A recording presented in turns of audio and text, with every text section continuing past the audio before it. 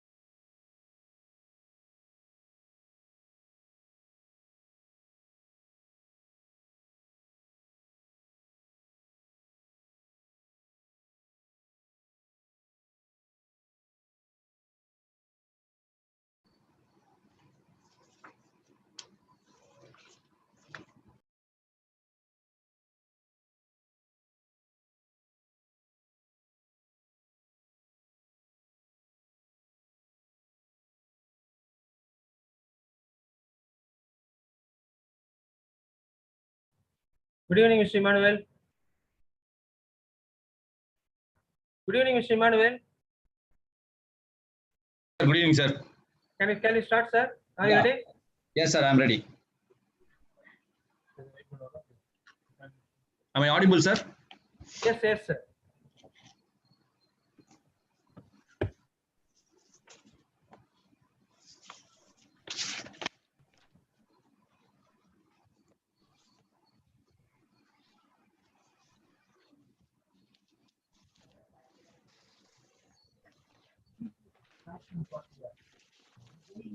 Good evening, Radhakrishnan, sir. Very good evening, sir.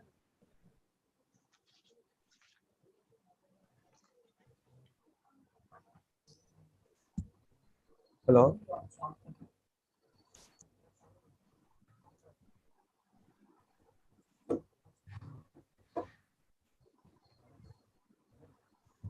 Hello. Hello. Can you please Mr. Sir. Yeah. Very good evening, sir. Very good evening, sir. Yeah, Very you good hear evening. me? Yeah, Can you yes, hear- sir. Yes, sir. You are audible, sir. You are audible. Yeah, you have to enable screen sharing while Already, you made as a co-host, sir. Don't worry, sir. Okay, no issue, no issue. Ranjani, ma'am. Very good evening, Ranjani, ma'am. Good evening, sir. How Can are you, hear ma'am? me?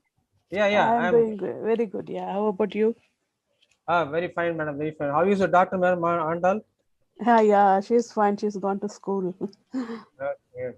Thank you. Thank you very much for joining with us, madam. Thank you. Sure. Yeah.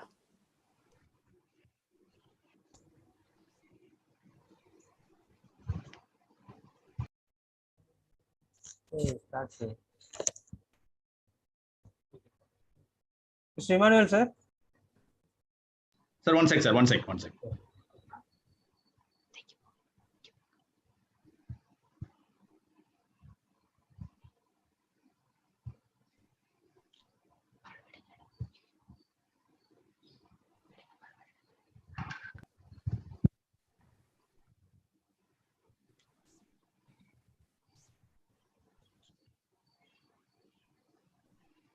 So if you're ready, you can start, sir. Emmanuel, sir. Good evening to one and all present here.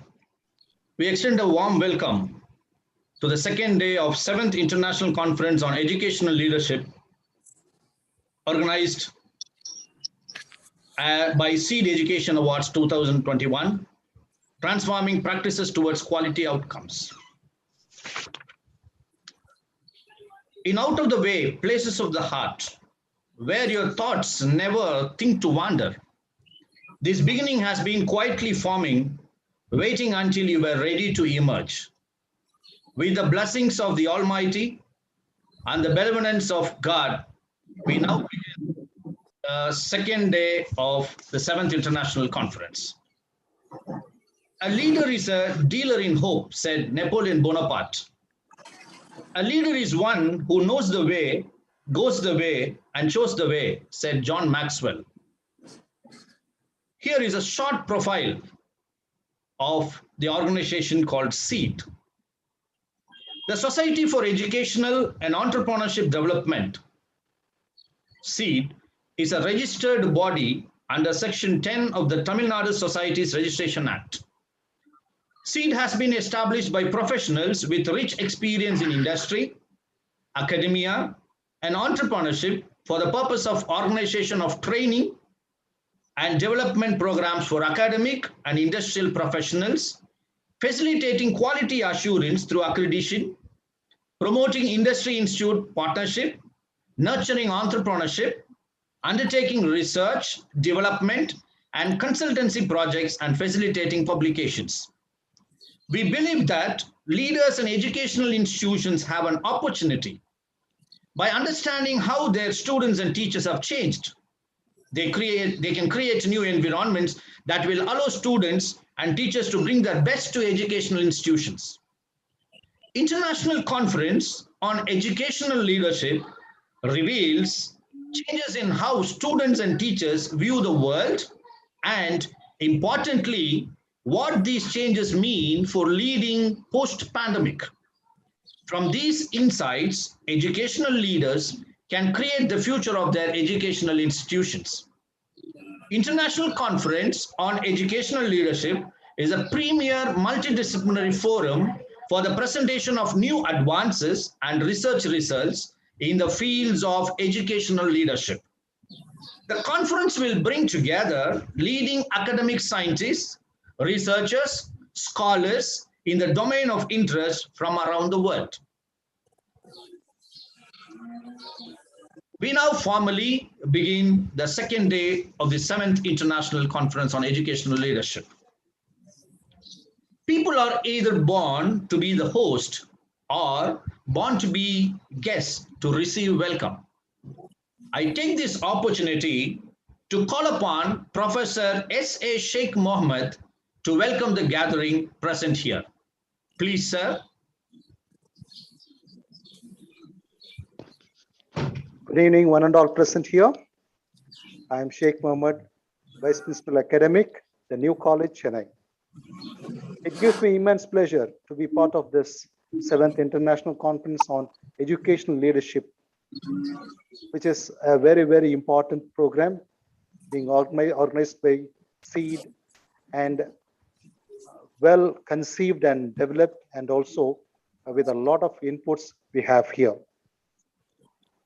I've been assigned the most pleasant duty to perform today, that is to welcome this August gathering and the galaxy of great minds who have gathered here to share their ideas and knowledge with the participants. I thank the organizers for assigning this task of giving this welcome address today, and I'm really very happy to be present here. Let me set the tone for this particular meeting. That is, before I welcome the gathering. What is leadership? Leadership is the capacity to translate vision into reality. It is about solving problems. The day people don't bring their problems to you, the day you cease to be a leader. So these are some ideas. Leadership is taking responsibility and not making excuses. Best leaders are not seen, but only their work will be remain visible. Leaders change with time and technology. If they don't, they will be changed.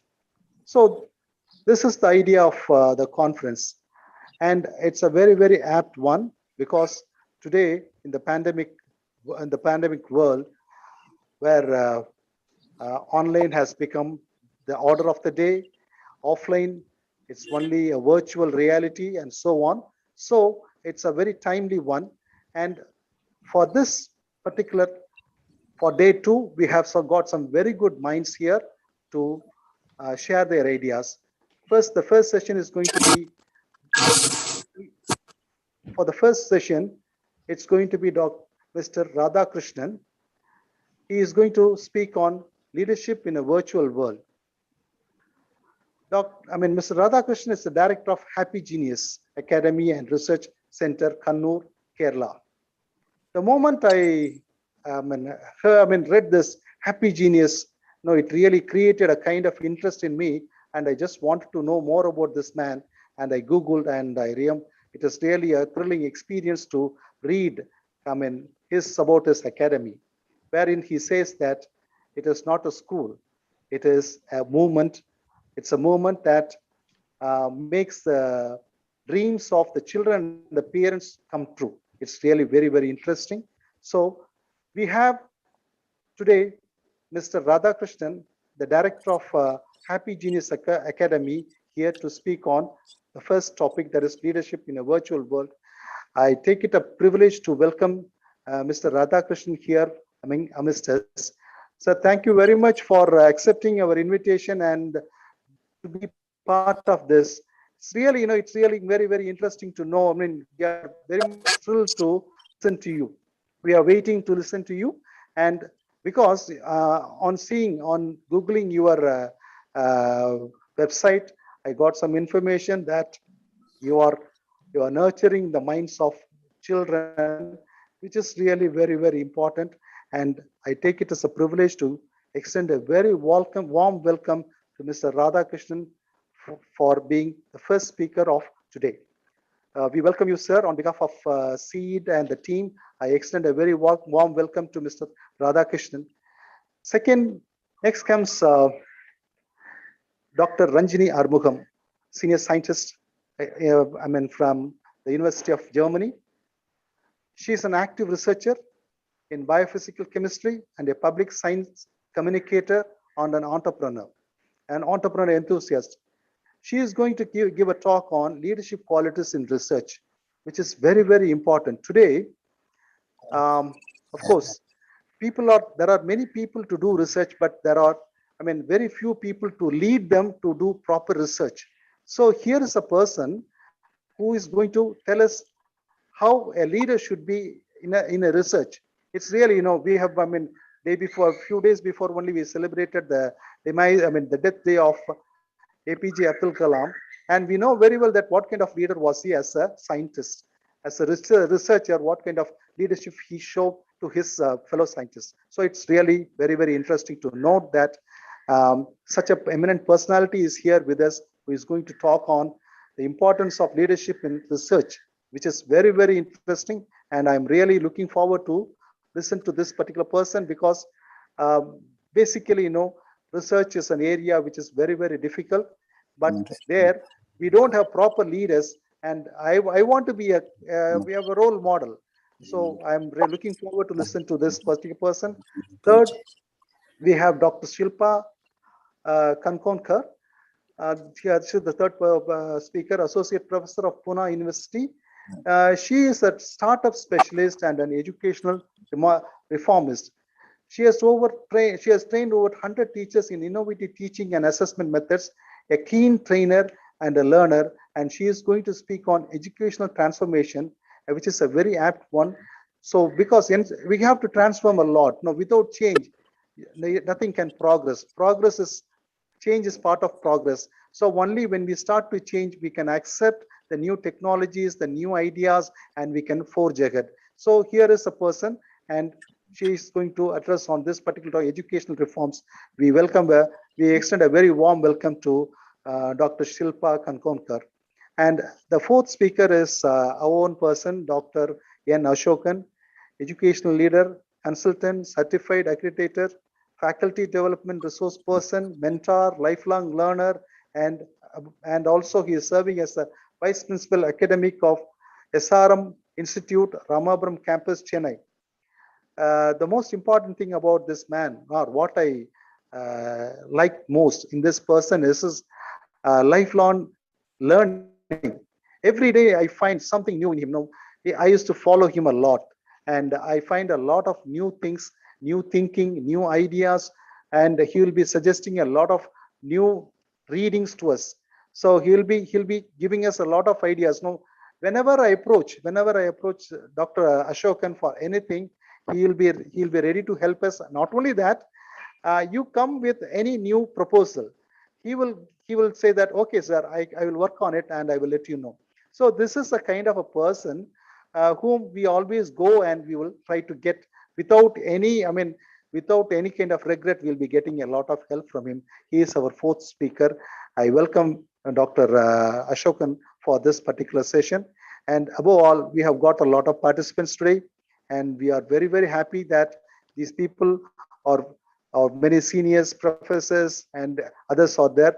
We are all very, very much interested in knowing what is going to happen in today's world, especially in this pandemic world, how leadership is important, and how leadership is important in an educational institution, how leaders take level. Yesterday, our Prime Minister, he made an address, and after the first anniversary of our after 1 year, after the successful implementation of the new educational policy, yesterday there was a meeting, and wherein he addressed that in 1 year what they have achieved.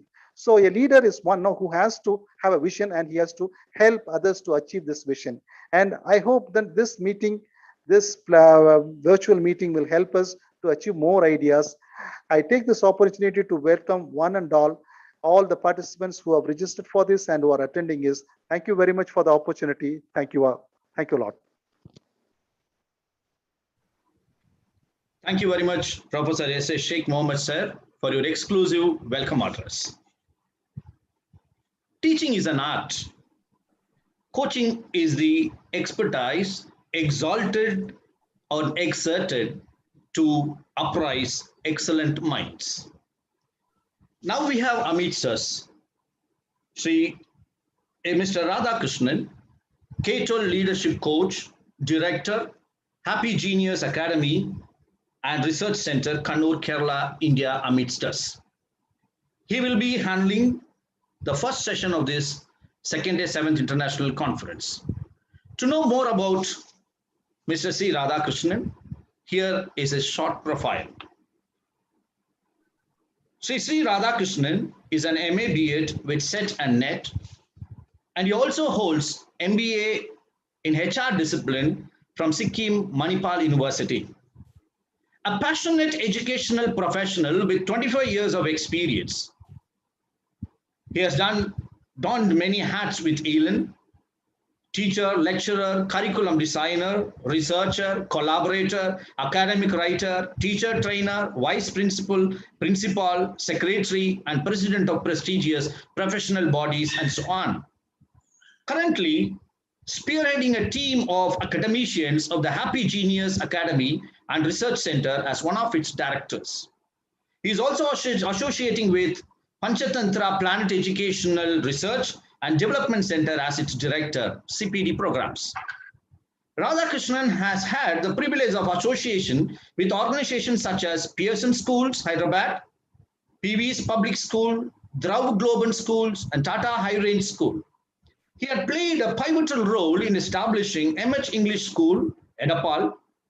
CBS RO Thiruvananthapuram has appointed him as city coordinator for Malappuram district in July 2018. His rich experience in all the 5 levels, primary, middle, secondary, senior secondary, and tertiary, and a kaleidoscope exposure to different syllabi and institutions across the nation make him stand out as extraordinary educational professional. He has collaborated with Chinmaya School for the execution of Thinking School Research project. As a concerned and committed educationalist, he has tabled his considered views on educational leadership, parenting, performance appraisal systems, and technology integration in teaching learning process and building collaborative culture in schools in various national and international conferences platforms. He has widely traveled and visited schools in India, Middle East, and Europe. He had been to Finland to study on finishing schooling system and its benefits. For more than a decade, he had been into K-12 consultancy, training and mentoring students, teachers, and school leaders. He is a CBSE COE resource person for CCE, classroom management, career guidance, experiential learning, and life skills. The accolades he has received include the prestigious Heart and Soul Award 2008 from the Tata Group, Best Teacher Award 2008 from Tata Tea Limited, introducing lot many scholastic program in school curriculum. Best Teacher Award 2004 from Vidyodaya, Kochi, Ideal Principal Award 2014, Future 50 Principal Award and Prominent Principal Award 2016 from Rorito Right West. Having such a personality today to deliberate his experiences and expertise on K-12 leadership in virtual world is a great blessing for us. Sir, we welcome you to take the forum for your exclusive deliberation. Please, sir. Thank you. Good evening to one and all. Please hold on. Let me share my PPT.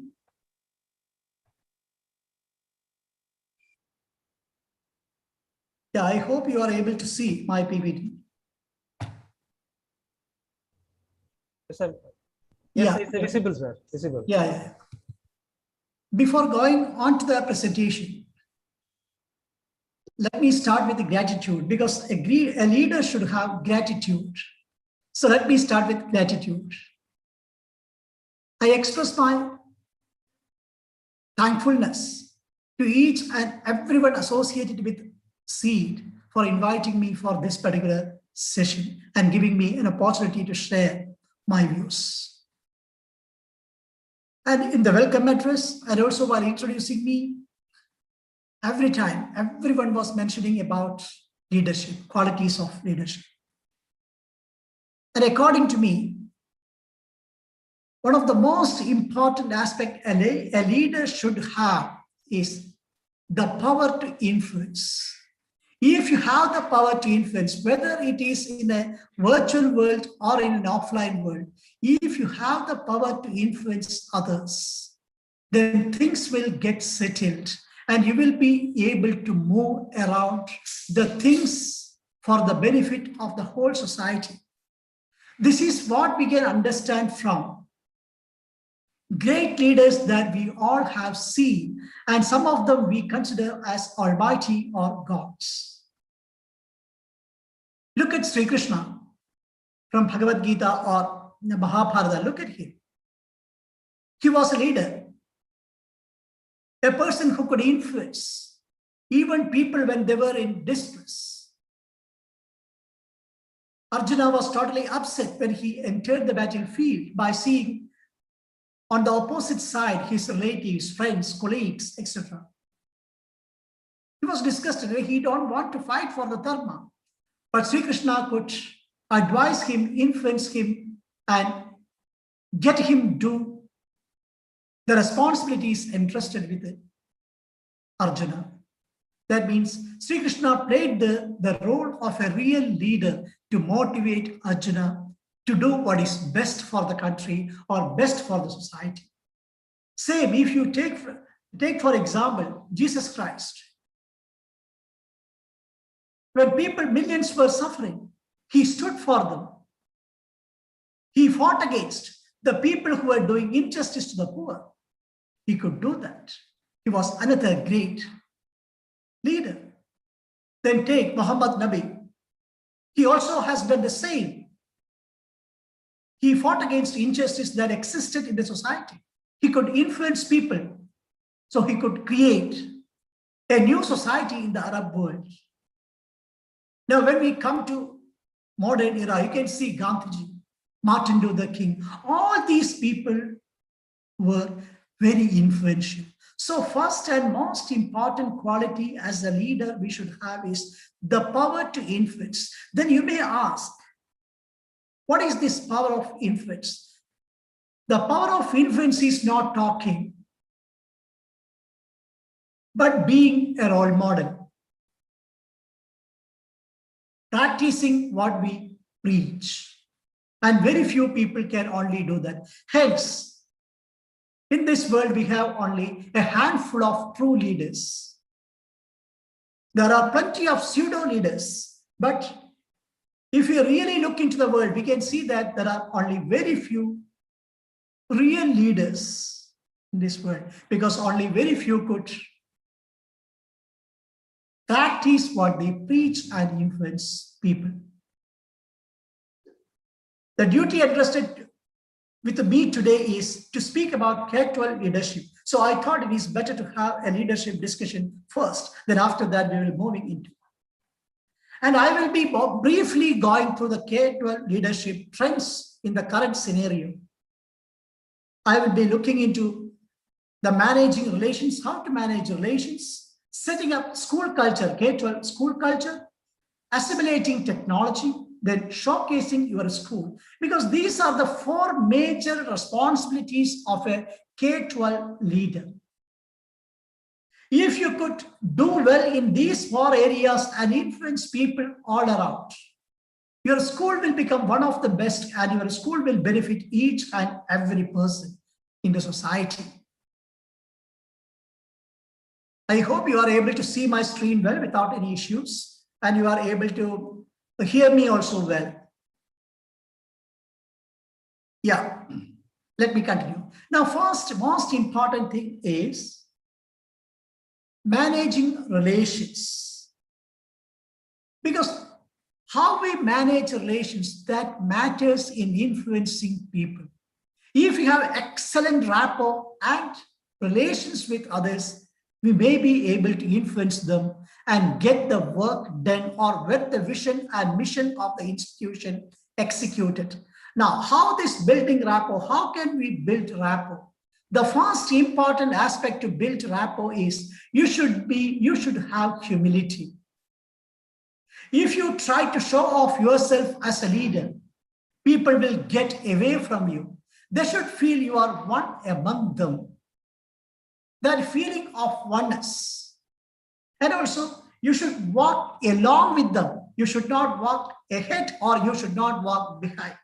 You should walk along with them, with each and every member of the team. So you should be humble and you should have humility. And why I'm stressing on this, many of the principals or vice principals or school leaders or college leaders, whomsoever in the leadership role, many of them try to project them or project themselves. And actually, there is no need to project yourself as a principal or as a leader. Why I am telling you, there is no need for the principal to project himself. Whether you are a school principal or a college principal, there is no need for you to project yourself. Because the title, the chair given to you by the management itself made you the principal or the leader. Then why should you project? When you project, the humbleness moves away from you and people get away from you. So please don't do that. Be humble. Be humble and simple and try to listen to people and be one among them. When a third person comes, they should not identify you as a leader. They should check who is your leader. You should be that much belong to the team. Then only you can become a real leader. The next, people skills. That is very important to building rapport. You should know the skills of others. How we can come to know the skills, talents, or aptitudes of others? How can we come to know? We should indulge in continuous interaction with people. We should go on talking to people. We should deliberate with them. You should listen to them. When we listen and deliberate with them, we can get to know what are their talents. Because when we talk openly to these people, people will open up their minds. If you analyze what they talk to you, what they convey to you, that will give you an idea of the person.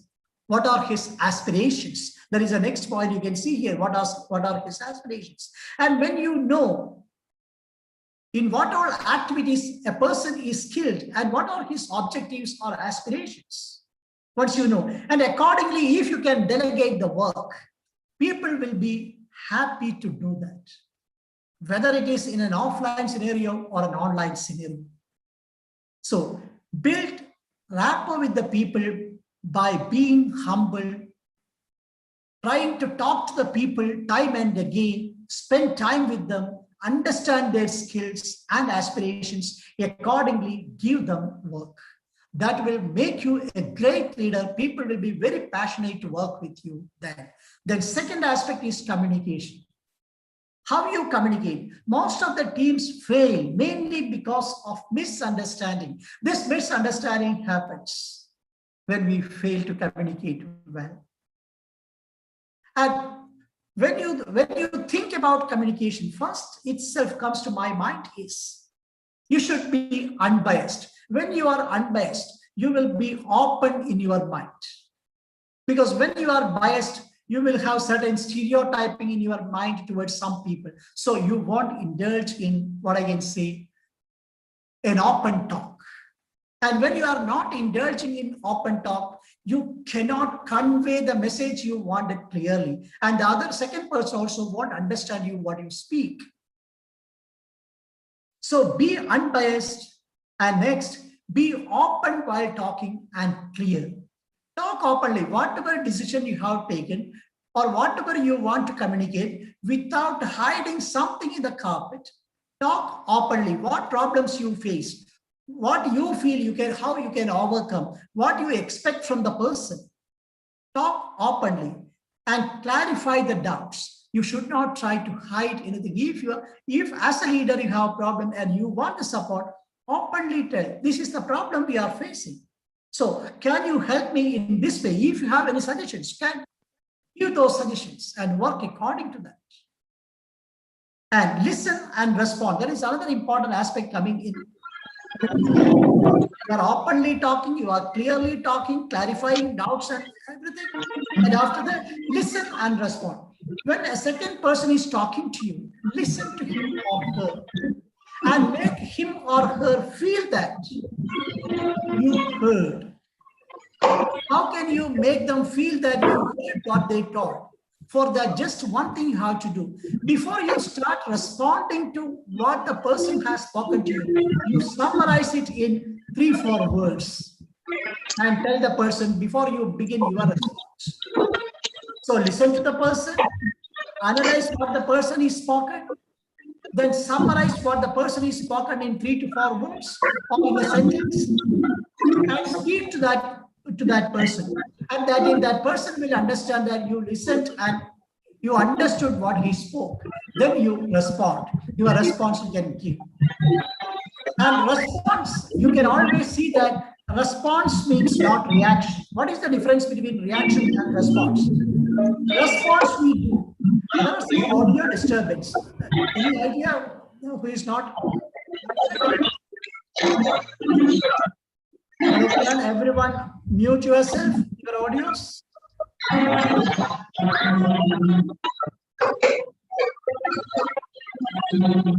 Hello? Can everyone mute the audio?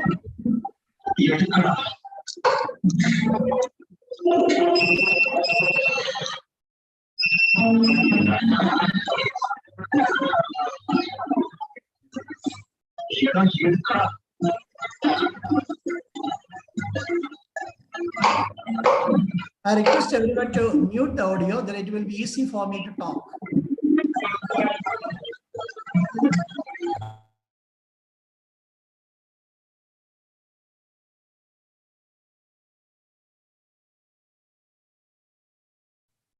Thank you.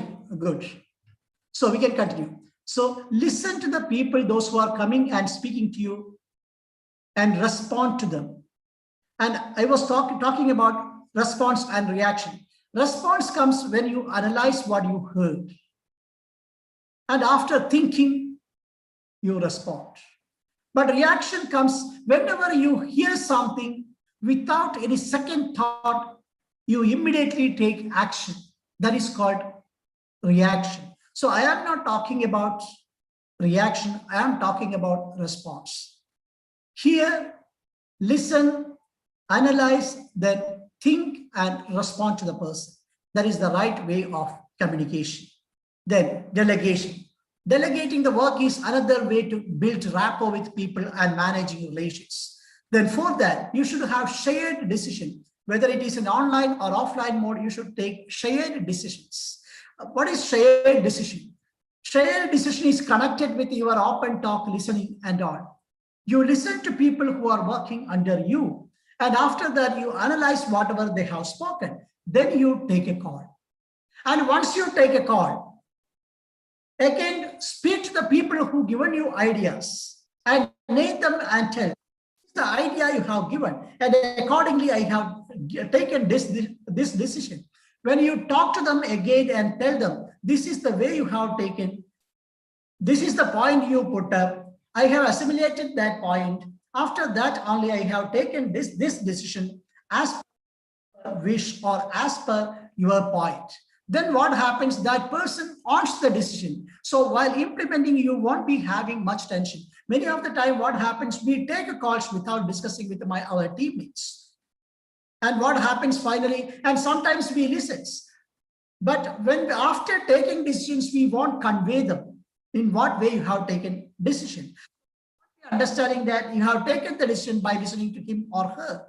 So after taking decision, also communicate with the people by calling their name itself. Okay, this is the idea you have given and that helped me to reach to this good decision. Then naturally they will support you without any restrictions. Then give them freedom. After deciding on something, you know already the people's skills. Based on that, their skills and aspirations, you delegate the work. And once you delegate the work, don't go and involve in that every day. Don't poke your nose every day. Give them the freedom. Have feedback meetings once in a week or fortnightly or monthly.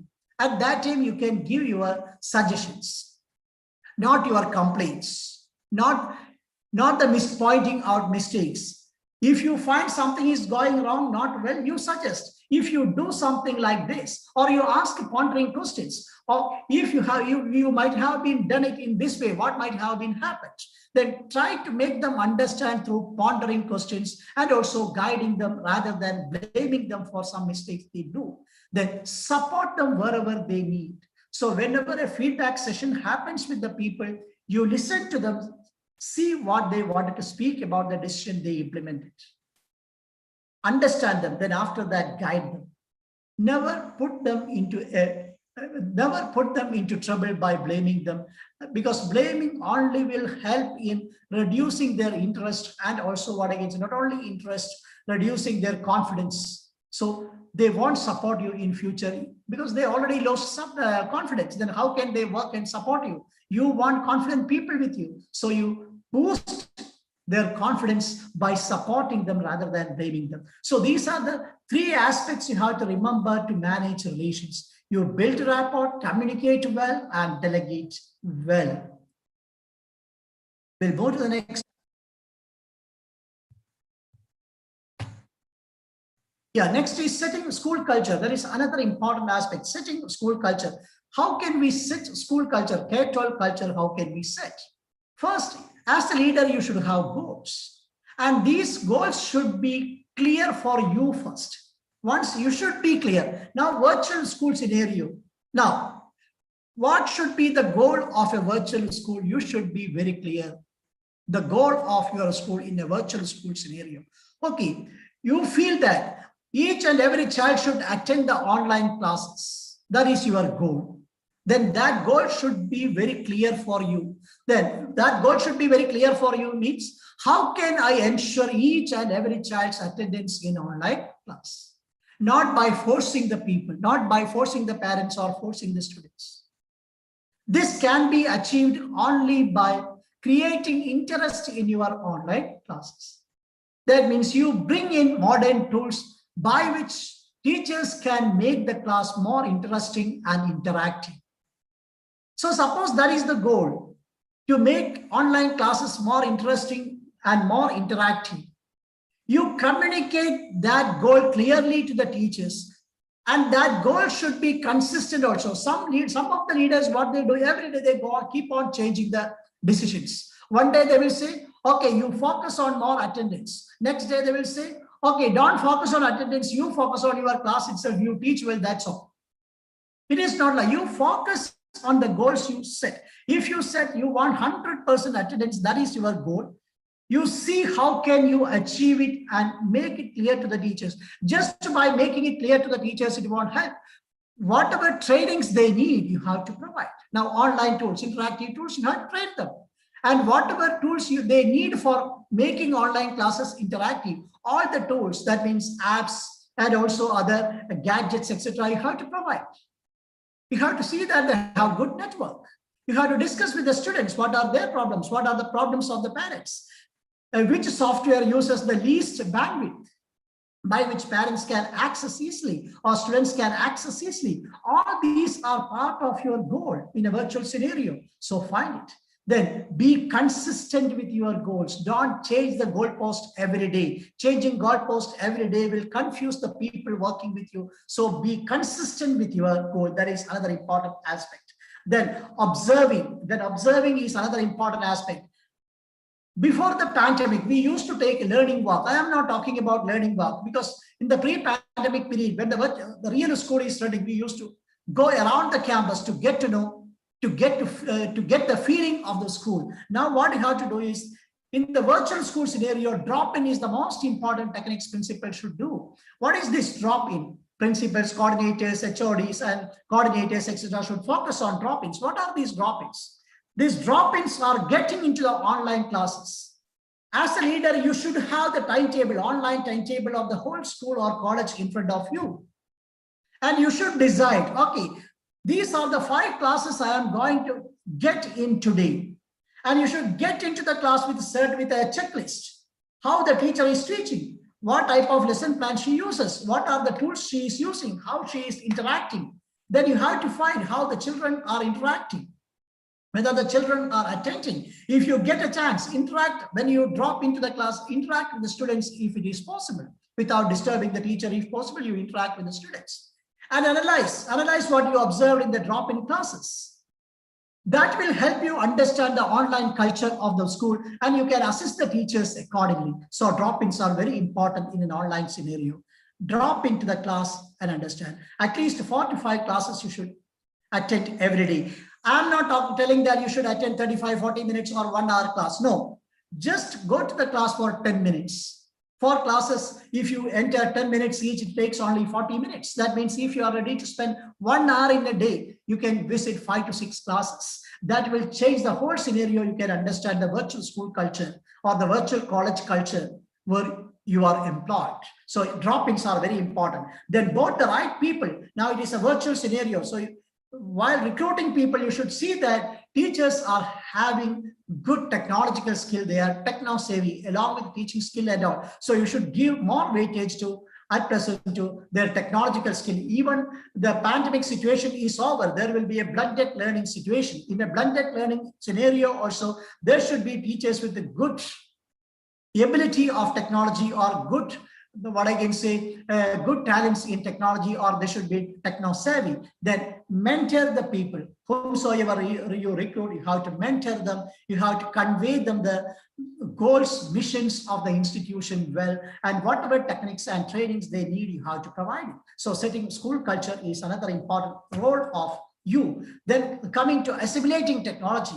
In a virtual culture, assimilating technology is very important. And you may ask, what are these assimilation of technology? What technology should be assimilated and all? Where we have to assimilate technology and all, you may ask. I can tell you where you have to assimilate. Now we are into education 4.0. Education 4.0. These are the tools available in education 4.0. Whether you are assimilating these into your school, that is the question. Now 5G is going to come, and virtual reality, you can see augmented reality, artificial intelligence, 3D, then robots you can see, gamings you can see, then machine learning, then you can see that multiple reality or multiple reality, mixed reality or multiple reality, that also you can see. All these tools are available at present, whether you are using it. If you are not using it, means you did not reach to 4.0 education revolution. If you did not reach to 4.0 education revolution, how you are going to perform when the 5G comes? And when we enter into 5.0 education revolution. In 4.0 education revolution, what happens? We interact with the apps and softwares, etc. But in education 5.0, we should be able to interact with machines, because sometimes we have to do teaching along with the robot. That is education 5.0 revolution. So you should be familiar with the 4.0 tools. Then only when we move to 5.0, we can move into that. We can get assimilated with even with the robots and conduct our classes, researchers, etc. So that I am telling, assimilating technology is very crucial in the virtual scenario. Then in facilitation, there are instructional practices in that. When we talk about facilitation, what I wanted to tell you is, we have to know what are the tools we can use for teaching. Facilitation comes teaching, that is the input. So which are the best tools useful for teaching in the class? It is not just having PowerPoint, not just having some videos showing. No, there is virtual reality, augmented reality, etc. can be used. Just by putting one teacher in front of the camera won't make your class a virtual class. That is what we have to understand. Augmented reality, the virtual reality, then mixed reality, etc., and gaming technology, game-based learning, all these to be used, not every day, depending on the lesson. And for that, whatever training is needed, you have to train the teachers. For that, you should be aware of which technologies are available in the market and what is best. Then accordingly, you can arrange your facilitation. And once facilitation is done, then learning, how the children learn, what are the technologies good for them to learn, how they can use technology, how gaming apps will help them, how they can get, how you can reinforce at home whatever you taught through gaming technology or through augmented reality, virtual reality, etc. That also you should learn, and you should help the children to understand those. And also there are plenty of online interactive tools are available. Mentimeter, Kahoot, such type of tools are available. You should know those tools, and you should train your teachers also to use that. And then comes assessment. Here comes the importance of artificial intelligence, big data analysis, etc. Because you taught, children learned. Now you are assessing the children. You should know which children performs well, which children are not performing well, where they are lacking, where they are better. For that, you have to analyze the data. If you have 4,000 kids, by traditional Excel sheet scores, you can't analyze. You can't find which question children fail to answer. So if you have big data analysis, that tool, if you are using integrated with the artificial intelligence and all, naturally you will be able to identify where the children lack. And most of the tools that we are having at present, online tools, apps, softwares, different companies are providing, those are integrated with the big data analysis and artificial intelligence. So naturally you can come to know after assessment where the children lack. So as a leader, you should know that. The next is learning network. Updating is very crucial. So online networking is very important. Online networking is very important. So as a leader, you should know which are the networks available for the students and teachers across the world. And you should introduce those networks to teachers and students and parents even, and tell them you join these online networks and interact with the people all across the world. Then that will help them learn without any problem. That is another important aspect. Then next is cyber security is another important aspect. Why I am talking about cyber security is when you are using all the technologies online, what happens naturally when you use, everyone will be online every time. You can see here a data is provided. How much children use the social media after the starting of the pandemic and virtual schooling. So our children are very much into virtual world and also online world. So cyber attack is very common. Cyber bullying is very common. You can see how much children spend, much of the time they spend. So an excellent cyber safety culture you have to develop. You have to train the teachers and also students and also the parents. You have to orient how to have a cyber safe world for the children. What are the parental controls? What are the softwares available? How cyber safety can be established? You won't be an expert, but you can call people who are expert in that and you can get guidance. You have to guide the teachers, you have to guide the parents, you have to guide the students, then only you can have a cyber safety culture in the school. That is another important aspect. I think my time is getting over. Still, I will introduce you something within 2 to 3 minutes and I will wind up my session because I think that next person may be waiting for me to finish. See, assimilating technology in hyper classroom, that is another important aspect I wanted to tell you, just to introduce to you, if at all I don't want to. I don't have much time. Still, I wanted to just introduce these things. Then, in hyper classroom, hyperspace is another important. The type of classroom coming is hyperspace. What is this hyperspace classroom? Generously sized, open and flexible space that can be arranged to cater for teamwork and individual work. You can see here a classroom setup I have given here. In this, you can see children can work individually, they can work in groups, in teams, and they can use technology whenever they need. All the facilities are there in this particular classroom. This is the hyperspace classroom. That means it's a big hall. Almost all the facilities will be there. So such type of classrooms will be coming to India also in our schools and colleges, and we have to try to set up such type of colleges, such type of classrooms, at least 1 or 2 in each and every institution, to people to know about the students, to use about it. Then hypermedia, then the use of hypermedia is another important aspect. Technology constitutes an environment in its own right. It is not just an aid now, it is a main aspect of teaching. Till now, till education 3.0, we were talking about an aid. Now technology is becoming not only an aid, it plays a key role when you are using augmented reality or virtual reality and all. That helps the children understand the concept better than we teach. That means it plays a key role.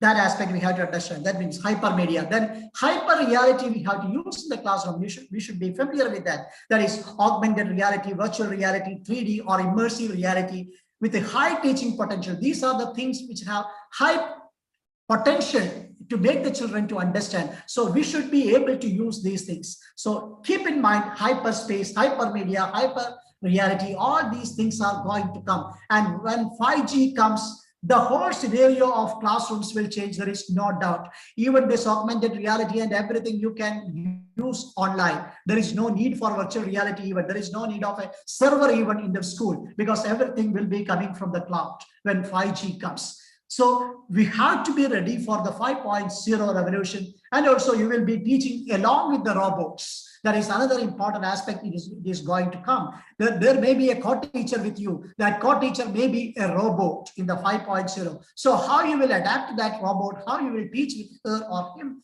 I don't know whether the robot should be called him or her. There is another doubt we have to clarify now. Yeah. Then the final aspect, we are coming to the final aspect. The final aspect is, whenever I take class, I give 3 questions to turn around. And I am not going to answer these 3 questions. This is the leaders should fight these 3 questions. And this is for what students are coming to school. Parents are sending children to school. And the first question to turn around your school is, how do we want each student to learn? First, each and every person in the school should understand. Teachers, school leaders, principals, coordinators, everyone should understand, how do we want our student to learn? What is the methodology we should adopt to teach our children? How our students should learn? I'm not going to give the answer. You have to brainstorm because you only know the culture around your school. So you have to brainstorm and find the answer. And after finding the answer, you have to implement it. Then comes, how will we know when each student has learned it? Then how can we know each student has learned whatever we taught? That means the assessment practices you have to follow. What should be the right assessment practice I should follow? You should be very clear about it. And this also you have to brainstorm depending on the school culture and the way you use to teach. And accordingly, you have to format that one voice you have to create on what type of assessment you need in your school. Then after assessment, when you find teaching learning gap, and when you find some children are not learning well, how you are going to help them to reduce the teaching learning gap and bring them also up. How to reduce the learning gap, how to conduct the remedials. About that also you should think. If you have a right answer, if you have the right answer for these three questions, by brainstorming, if you are finding, I'm damn sure that your school will go high, there is no doubt. Because these are the crucial questions each school should answer. Many schools fail because they can't answer these questions. They can't bring in a common answer from each and everyone on this. So create one voice in your team for these three questions. And every 3 months, you should sit together and recast on these three questions and amend. Then you will get a right answer, how you have to run the school, how the children should learn, how they should be assessed, how remedial should be conducted. And with this, I wind up my session. Thank you, everyone, for bearing me. I couldn't make it more interactive because within a little time, I wanted to share something. It is just half an hour within that. Thank you so much. Thank you very much, sir. Yeah. As you said, a leader influences and a leader practices what is preached. As a powerful leader, you have impressed and expressed your thoughts, which was thought-provoking, and your insights have enlightened and empowered us. Thank you very much, sir, for your presence and deliberation in this forum. Excuse me, sir. Yeah. Excuse me. So I request the participants to turn on their videos to take a group photo, sir. I request all the participants to turn on your videos for a group photo, please.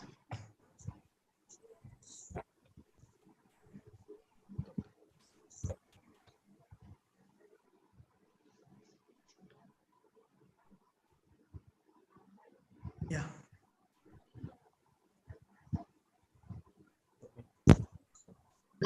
Thank you, sir. Thank you. Thank you. Thank you. Thank you. Thank you. Thank you very much, Radhakrishnan, sir. Thank you. Thank you. Science is a superpower revealed to the world through the window called scientist. Now we have amidst us Sri Ranjani Arumugam for a deliberation on leadership qualities of a research supervisor. Who is Sri Ranjani Arumugam? She is a graduate in chemistry from Holy Cross College, Trichy, India. She is a gold medalist. She completed her MSc Chemistry at American College, Madurai, India. Again, she is a gold medalist.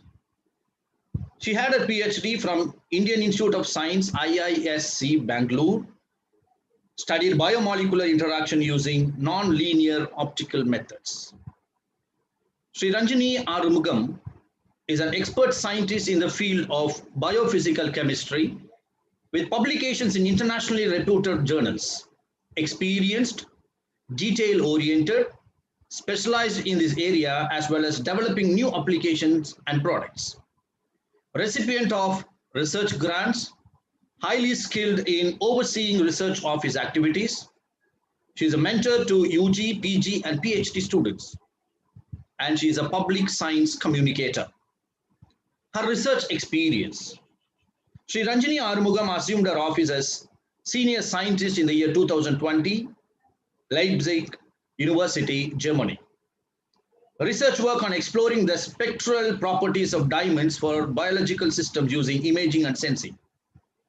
And she was renowned as research scientist from 2013 to 2020 Max Planck Institute for Biophysical Chemistry, Göttingen, Germany.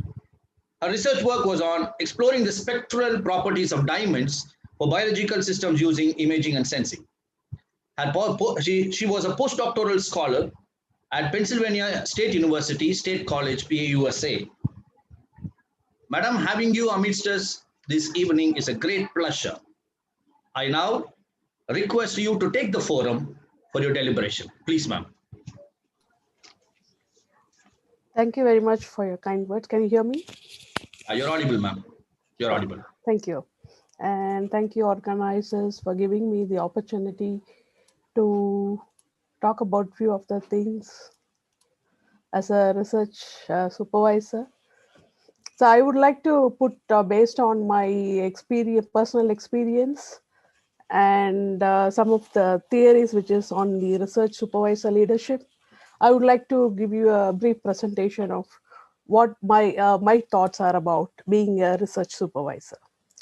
So to define a research, not just on a general leadership, is itself, it's both a research area and a practical skill, encompassing the ability of an individual or organization to lead or guide other individuals, team, or entire organization. You might be very familiar with the word guide, which particularly with respect to research field. Students talking about my guide, whether it's a MSc thesis student or a PhD student. So the other name will be PhD supervisor or a mentor.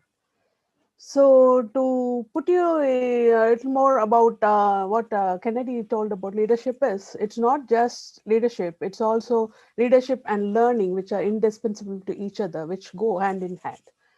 So it is being a leader or a supervisor, it's just to lead others, it's also a great learning experience. So as a supervisor role, what the questions arise as what makes a good leader or a good supervisor? So there is many theories. It's itself a research area. I would say people are asking this question, what makes a good leader? Itself a research area. From say something like early 20th century, there are definitely exclusive theories on leadership, and there are models and patterns in which the leadership being defined.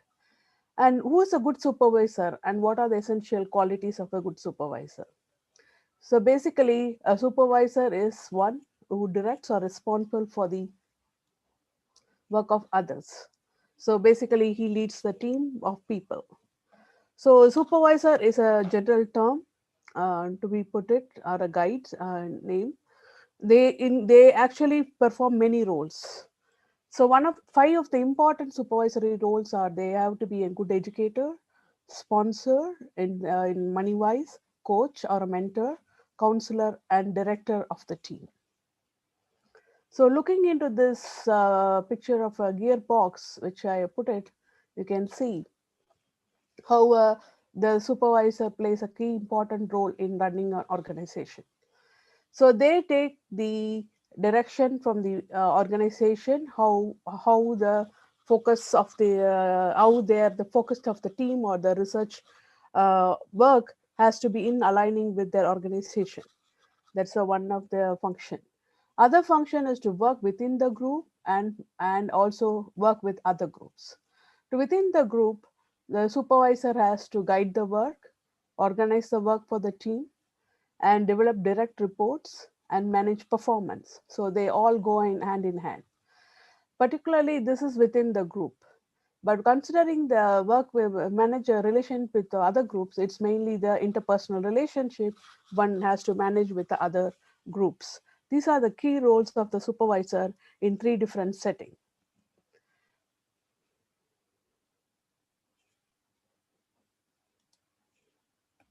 Okay. As I said before, a role of a PhD supervisor, who is also a PhD guide, what's so-called the colloquial term by the students, we have to work through the PhD life and help the students to know about informed decision, and we have to shape them the PhD project. This is the main focus of a PhD supervisor is. So the key elements of the supervisory role includes, it's basically, we all know it, if you are taking in sciences, it may take about 4 to 6 years, depending on the field of study, to get a PhD or a doctoral degree. So we should have in mind the stay on schedule, and we have to keep on ultimately make the student to finish their PhD within the intended time frame of study. And using our expertise in the subject area, we should be able to advise and guide them by using our knowledge. And to third point is to help the student in decision making process as they design, prepare and execute their study of design. And as a theoretical or experimental research people, we always generate a lot of data. So we should be in a position to analyze help them to analyze the raw data and help them to draw final conclusions. And then we should be able to help them how to analyze the data and put the conclusions in a methodological way. And when we have this step ready, they will be ready for writing their manuscripts and the thesis. So we should be in a good position, in a commanding position in the subject wise, also the language wise, to provide them feedback and edits whenever necessary on their manuscript or the PhD thesis. So the leadership and skills, they go hand in hand. So as a scientist, we are very quick thinkers, creative thinkers and persistent problem solvers. But there is something which unique makes them different from a ordinary supervisor from a great supervisor. It's basically the leadership skills. So the researchers with strong leadership skills can understand both the technical aspect of the job and motivate the team members, strategize, advance project, and not only that, they can stick to the budget. So looking into the skills, here I have put some of the skills which came into my mind, which we don't have to go for special courses to learn these skills. These skills we develop as we study from school, college, and PhD level. We develop various skills, which inherently we develop various skills, which is not very obvious to us. So for instance, we develop analytical skills, math ability, experience with writing report, presentation skill, time management, creative thinking, and etc. So these skills that we develop unknowingly when we are doing undergrad degree or a postgraduate degrees, so within us. So we should be in the PhD or a supervisor, research supervisor should be able to help the student or the team member or the trainee from transferring the skill set from one domain to the other for their practical purposes. So here you see a pretty picture of a dinosaur, everybody like it. And basically they all come under the same name dinosaur, but if you look them carefully, they are different. One is T-Rex, one is Triceratops, so each one is different. Likewise, in a team, all are humans, but each one has their own individual characteristics, and they are unique and they're different from each other. So when you have a diverse team, it leads to effective communication and good organization skills. So we talk about something called power skills. So what are the skills? What are power skills? Is you have to can put it as super skill, which is a must. Essential skills are crucial for a guide to connect with people, communicate effectively, adapt to the unexpected, and to be open-minded. So this will help them to want to succeed in a supervisory role. So if you have one is proficient in power skills, they will be able to effectively manage groups, projects, space, and money, so that everybody is motivated to give their best and maintain a healthy mindset throughout. So being a leader requires one to be reliable, self-aware, open to feedback, and trust their team. So here some of the power skills are, one is teamwork. So this is a priority because as an individual research person, person doing a research by only one person, it doesn't make a teamwork. but usually it comes with a lot of people. We have to guide my PhD student, a master student, undergrad student, and summer trainees, and it's a whole lot of team come. So basically in a teamwork, we and the team has to have a mutual trust and respect. So one has to motivate oneself and also motivate them to use the individual strengths of the team members. So it is important that the members know that the contributions are valued and the time is appreciated. Next one is commitment and reliability. So it is always better to underpromise and overdeliver in research, so that you aim for something simple and you come up with a very fantastic result for a fantastic publication. That's an example. So this commitment and reliability is another power skill. Another one is communication. So this is the key for any component to team success. So we always work with people within the country and also internationally in various platforms. So it is important to communicate effectively so that everyone is on the same page. Adaptability. And research is constantly evolving. It is not a stagnant field. So being flexible and innovative are key to leaders' success. When resources are lacking or committee is understaffed, emergencies occurs. So in those cases, we ought to have to always have other way around to tackle the problems. And another important quality is open-mindedness and empathy. The most productive scientific groups are diverse and capitalize on the group's ability to bring different, creative, or unconventional solution to difficult questions. So these are the power skills which are must for a person to be a good leader in a research field. So what are the essential skills? So these are some of the skills, some more skills which I have put it in words. So which is important when you have a team and you're performing research. Conflict resolution. So we all know as a human, always there may be conflict always happen. Not always, not necessarily, but there may be situations in which there may be conflicts happening. So a good leader has to recognize this and try to help the people go with amicable way, minimizing conflict and dealing with it when it takes place. So for that, you have to be a good listener and a mediator in such important tricky situation. Critical thinking. So there are many tasks that the supervisor needs to deal with.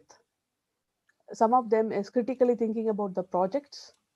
With high level position comes more responsibility and more decisions to make. So the critical thinking, the decision process are making easier. Time management. So this is another aspect, because once you get into research, sometimes you forget time, or time takes over you in his hands. So we have to have a time management because everything is stipulated. For instance, undergrad and postgraduate degrees are very time bound. You finish the degree within that year, this many semester. But PhD is not that case. Sometimes some people, depending on their field of research and their ability, they can finish in 4 years. Sometimes they finish in 6 to 7 years. So one has to efficiently manage time so that they can have a fruitful time and a fruitful result. Priority management. There are a lot of things comes up in a research field to be done. So, but when has to be able to structure the workload and prioritize what has to be done first and what comes next and what are the essentials. In that way, the most projects are done in a very timely fashion. Diversity awareness, which I said earlier, because people come from different backgrounds. So one has to know the diversity and inclusion. One has to recognize this and then keep this in mind when you are working with a diverse team. So this will help the team to be very friendly atmosphere so that they can perform well. And problem solving. When there is issues of the workplace arises, supervisors should use their skill to handle them. Great problem solving skill help a leader to assess the situation at the hand and develop an effective plan how to tackle it. Guiding workloads. So a team means just we have to deal with more than one people. So in which there will be one person, a project A will be different from project B and project C. So the leader, the supervisor or the guide has to have the ability to individually manage each one of the persons and then get a big understanding the bigger picture and adjusting the work to accommodate that. Workload organization. So it comes, this guiding workload comes with a lot of work for each person. Is team project is different, and each one there is the undergrad student and there'll be master student, so many people working around. So constantly changing priorities in the research mean the supervisor needs to be continually organize the work. They need to take into account the demands placed on the people when they're organizing the workload. And another aspect is staff development. This is very important. It is not just only your research project which is going to give you a bright or a shining path to the next step. So what we have to do is we have to do a developing personal methods. So we have to have a thorough and strategic employee development essential for happy and satisfied staff. So supervisors should get to know the subordinate strength and ambition, so then they can help them grow as a valuable asset within the group. And not only in the group, this will also help them to take a next step forward when they go out for a job or next step in their career. Managing performance. So overall, the team's performance is managed by the supervisor. So they have to have a continuous coaching on direct reports on how to achieve the individual potential and set appropriate expectation.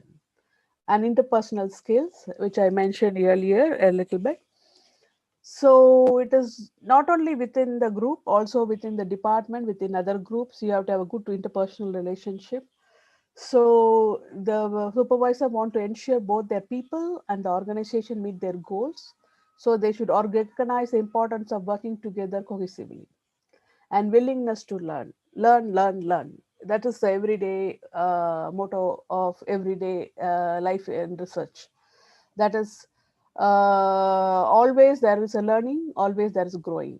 So while their team is learning, they too should be developing themselves in their careers and trying to learn as much about their subject matter, also about supervising. Not only subject we have to learn every day, we have to learn in such a way that the leadership skills, so that we become a better supervisor. So what are the essential leadership practices? So far I indicated about some of the power skills we need and essential skills we need. And some of the practices important, which people think which are very important, are we have to introduce the young people to research in accordance with the rules of good academic practice. So you might have heard about some plagiarism and malpractices happening here and there. So, but we have to teach them how to do a good academic practice. And we have to focus them and learn and teach them, show them how to do a strategic thinking and acting upon their ideas. And also ethical practice and civic mindedness. It is not just we have to follow some ethics and code of ethics, and also how to be a good citizen. And above all, how to be innovative in your research field or in whatever activity you are taking. If you are taking education, how to be very innovative. So these are the essential practices when leadership is needed in the research field. So what has to be a goal from my point of view of a research supervisor is, I take a quote from Rabindranath Tagore. So highest education is that which does not merely gives us information, but makes our life in harmony with all existence. So I think this has to be a goal of a research supervisor too, so that we bring up a wholesome personality, and we develop a wholesome personality of the team members to the world. So basically, we will have not just the mere numbers. We wanted to have a value-added education given to the team or the students or the trainees. So I think the bright future of the student who has a good combination of physical well-being, cognitive well-being, social well-being, and emotional being that is being balanced, will have a very good future for the person wise, also to the society. So how do we promote the well-being?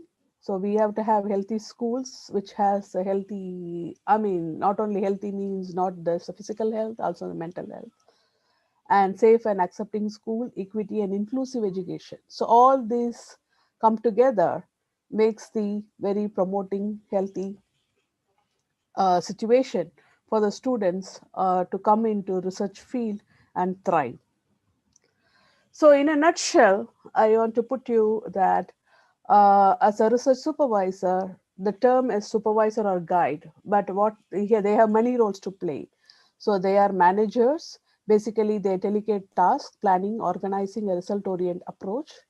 They are a coach or a mentor, basically coaching and development in collaborating various things with the students, the coaching the students, and they have to be a good leader so that they give the guidance to the PhD candidate, motivating and inspiring, translating and achieving the strategic objective. So basically, it is the strategic thinking, motivating and guidance by the leader. Entrepreneur. So this is basically the sizing opportunity for funding and collaboration. So it is not that all the students who undergo master's thesis or PhD student in sciences or technology or arts and humanities have to come up as an academic person. They can start their own business. So also this kind of culture has to be encouraged so that we see a lot of more on entrepreneurs coming up with a proper networking structure. And expert.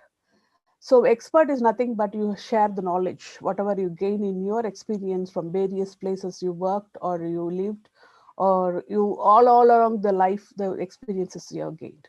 So you have to be, these are the 5 key roles I think are important for a research supervisor to be a great leader. And to put in a nutshell again, so the leader, the supervisor has to lead the team. Not only leading, they also have to be a good team player. So both to lead and it has to be in the team. So this way they help all the participants or the team to progress very well in their career. So before I conclude, I would like to quote something like leaders instill in their people a hope for success and a belief in themselves.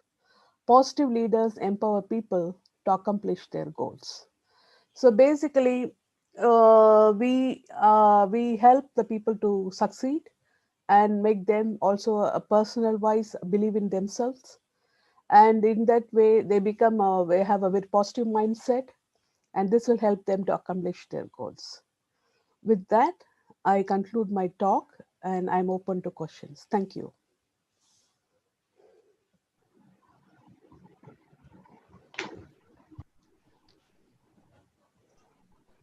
Mr. Emmanuel, sir, we allow the participants have any questions. So now the forum is open, and if you feel you want to ask some questions, you can pose it to Madam. Please.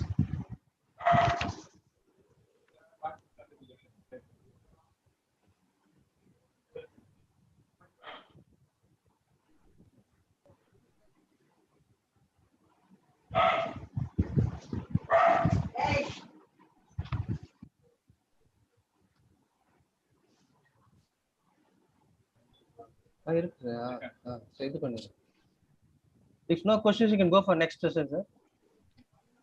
Thank you very much, ma'am. A Thank research you. supervisor must really assume the role of supervisors, WISERS. It is the leadership skills that make a research supervisor a real role model to mold the learners. Thank you, ma'am, for the big picture of the roles and responsibilities of a research supervisor. Thank you very much, ma'am. Transformation is inevitable. Inviting transformations and adhering transformational rules is innovation. Now we have amidst us Dr. Shilpa R. Kankonkar from Pune. Here is a short profile of Dr. Shilpa R. Kankonkar. She is an expert in educational transformation and startup specialist. She is PhD in business management and bachelor's in science. With over 19 years of academic and corporate experience with top-notch companies like Max New York Life, HDFC Standard Life Insurance Corporation Limited, ICICI Prudential Life Insurance Corporation Limited, and American Express Bank, and a decade in startup ecosystem as a mentor, facilitator, motivator, and guide for students in higher education. She has authored more than 3 books in services marketing, entrepreneurship development, edited book on microinsurance, cracking the rural India's huge insurance potential, edited case studies in management, and 5 monographs on effective teaching, financial services, academic excellence, interview skills, insurance, expertise. Presented on more than 18 research papers at IIM Ahmedabad, Bangalore, and Indore to her credit. She has closed more 22 MOUs with various universities, entrepreneurial agencies, and government agencies. Her research interests include themes centered on startup, entrepreneurship, innovation, marketing of financial services, life insurance, teaching pedagogy, and interdisciplinary learning. Having trained more than 100 teachers and faculty on innovative teaching and assessment methods in management, law, arts and science, engineering domains.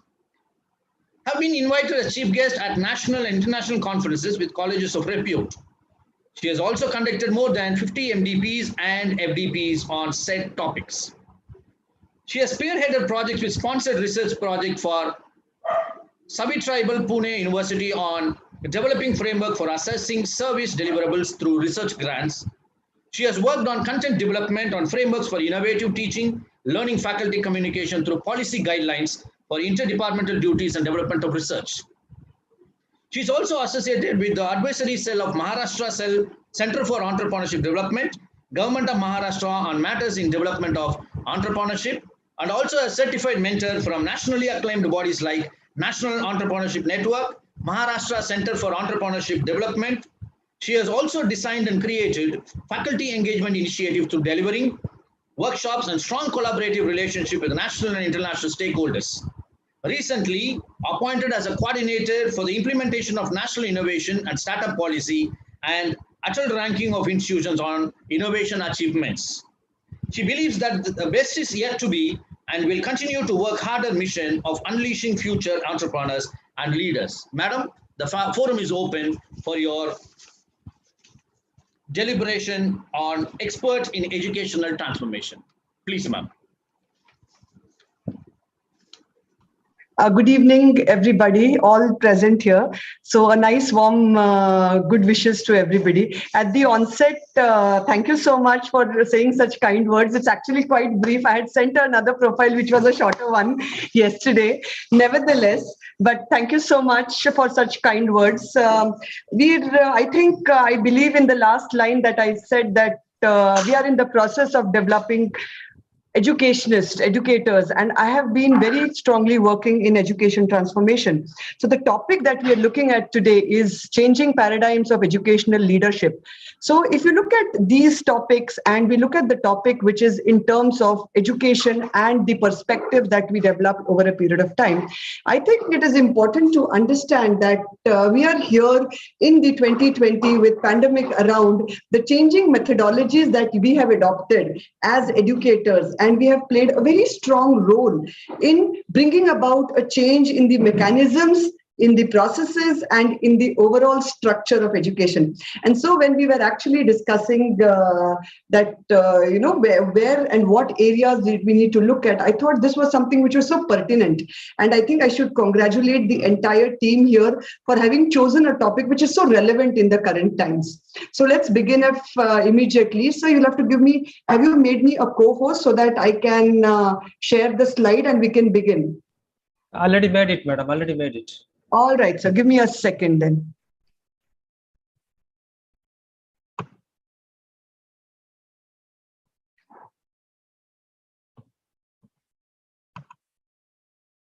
Is this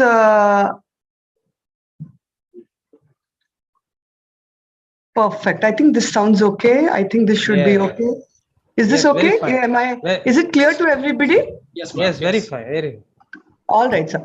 So let's begin, and this is going to be the topic that we are going to be talking for the next maybe 25-30 minutes, or maybe 30-35 minutes, and then we'll look at a 5 minutes question answers in the end. So if you look at changing paradigms, or if you look at educational leadership, I think it is so relevant in the current times that we look at such topics, because 2020 has been a game changer in the entire perspective, especially when you're talking about an education sector.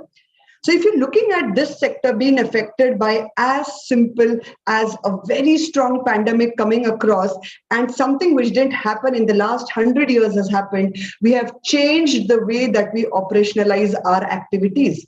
So where is this change coming from, and has it affected our systems, our perspectives?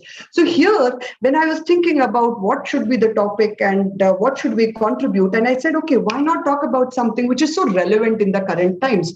So there are so many contextual planning that you would do in terms of executing something as teachers. I'm sure all the educationals here would agree. But when we are in the process of implementing, something so drastically happens, and we, like frontline people, are here trying to make a change. So when we are trying to make a change, we are here as leaders. And I advocate this very strongly, and for a period of, I think, for the last almost 12-15 years that I've been in this space, I've always felt that we are instructors, we are leaders, and I have very strongly advocated this in all my faculty development programs, especially in the areas of innovative teaching, that the topics that I take, that as an instructor, it is important that you realize that the times have changed. And 2020 time, if you look at what we have done as educators in the last couple of entire 12 months, end of maybe, if you look at exactly more than 12 months now, the paradigms have shifted. And they have shifted to such an extent that at a personal level, at a system level, at a social level, we have become more inclusive. So has this happened culturally? Has this happened as a learning mechanism? Or is this a system by which we have changed? So we look at certain these kind of pointers is what I plan to look at. And we'll also look at solutions. I think it is equally important to provide a solution or a thought, which could be a narrative, which could be taken in by all the participants here. So if you look at the core paradigms of what we need to see differently, I'm sure we all educators have been in this space for quite some time, and you all will realize, and you all will accept, or rather you all will agree to what I say. Teachers work in two paradigms. And before I tell you what a paradigm, I'm sure you all are all aware, before I tell you what a paradigm is, there are two thought processes that we adopt as a school of thought. One is a teacher-centric paradigm or a philosophy, and second is a learner-centric philosophy. So if you're looking at these core paradigms to be seen differently because of the advent of this gentleman coming into our system, which we call it as technology, you couldn't have agreed better than what you see on the slide here, where we say that technology would never replace teachers. I've always said this, we can never be redundant. But the teachers who probably use technology a little better than us will definitely be replaceable.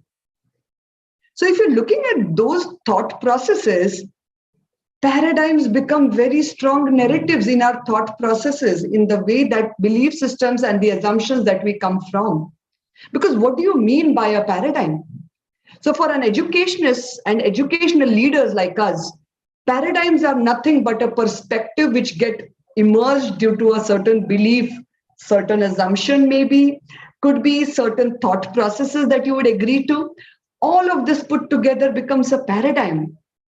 And let me also tell you, we teachers come with a very strong paradigms because we are not inducted.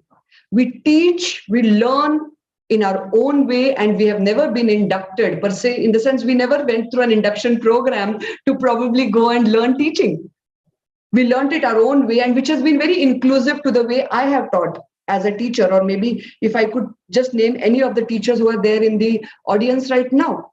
So we have our own developed our own mechanisms, because what we see, we create a narrative around it. What is the belief system? We create a perspective around it. And we have our own explanations to the observations.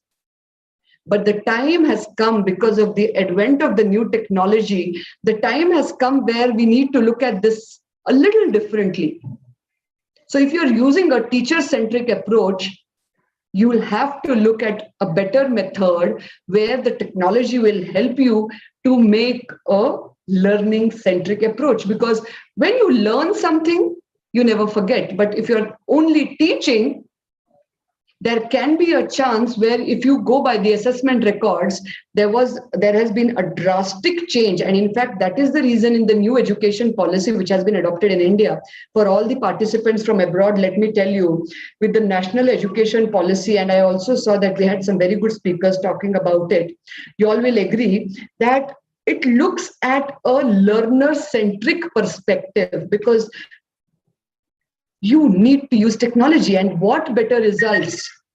What better results? Because it's the actions which are going to help us derive results. And when we are in the process of deriving results, radical innovations are expected.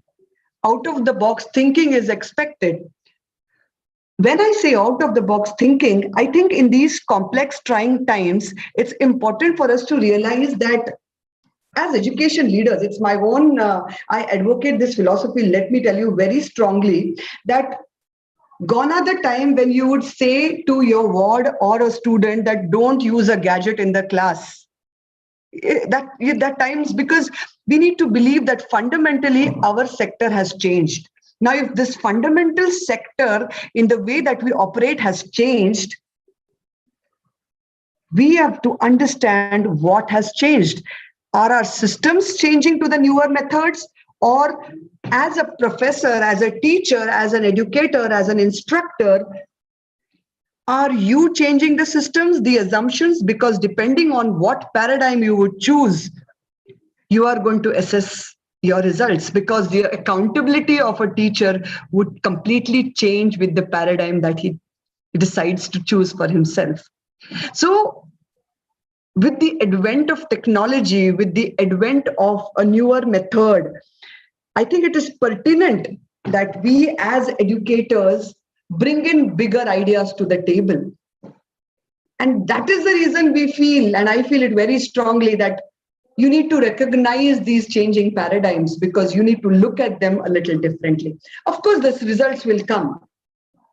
And results are going to be holistic in nature. We'll touch upon those points in the due course of my presentation. But when I begin, or rather now that we have already started talking about these options and looking at things differently, your perspectives and narratives have to evolve. And in the process of evolving your narrative, there was something very interesting put up. I got this opportunity to when I was presenting my paper at the IIMs. This was in the year 2000, I think it was in 2016 or 17, I don't recollect the year though.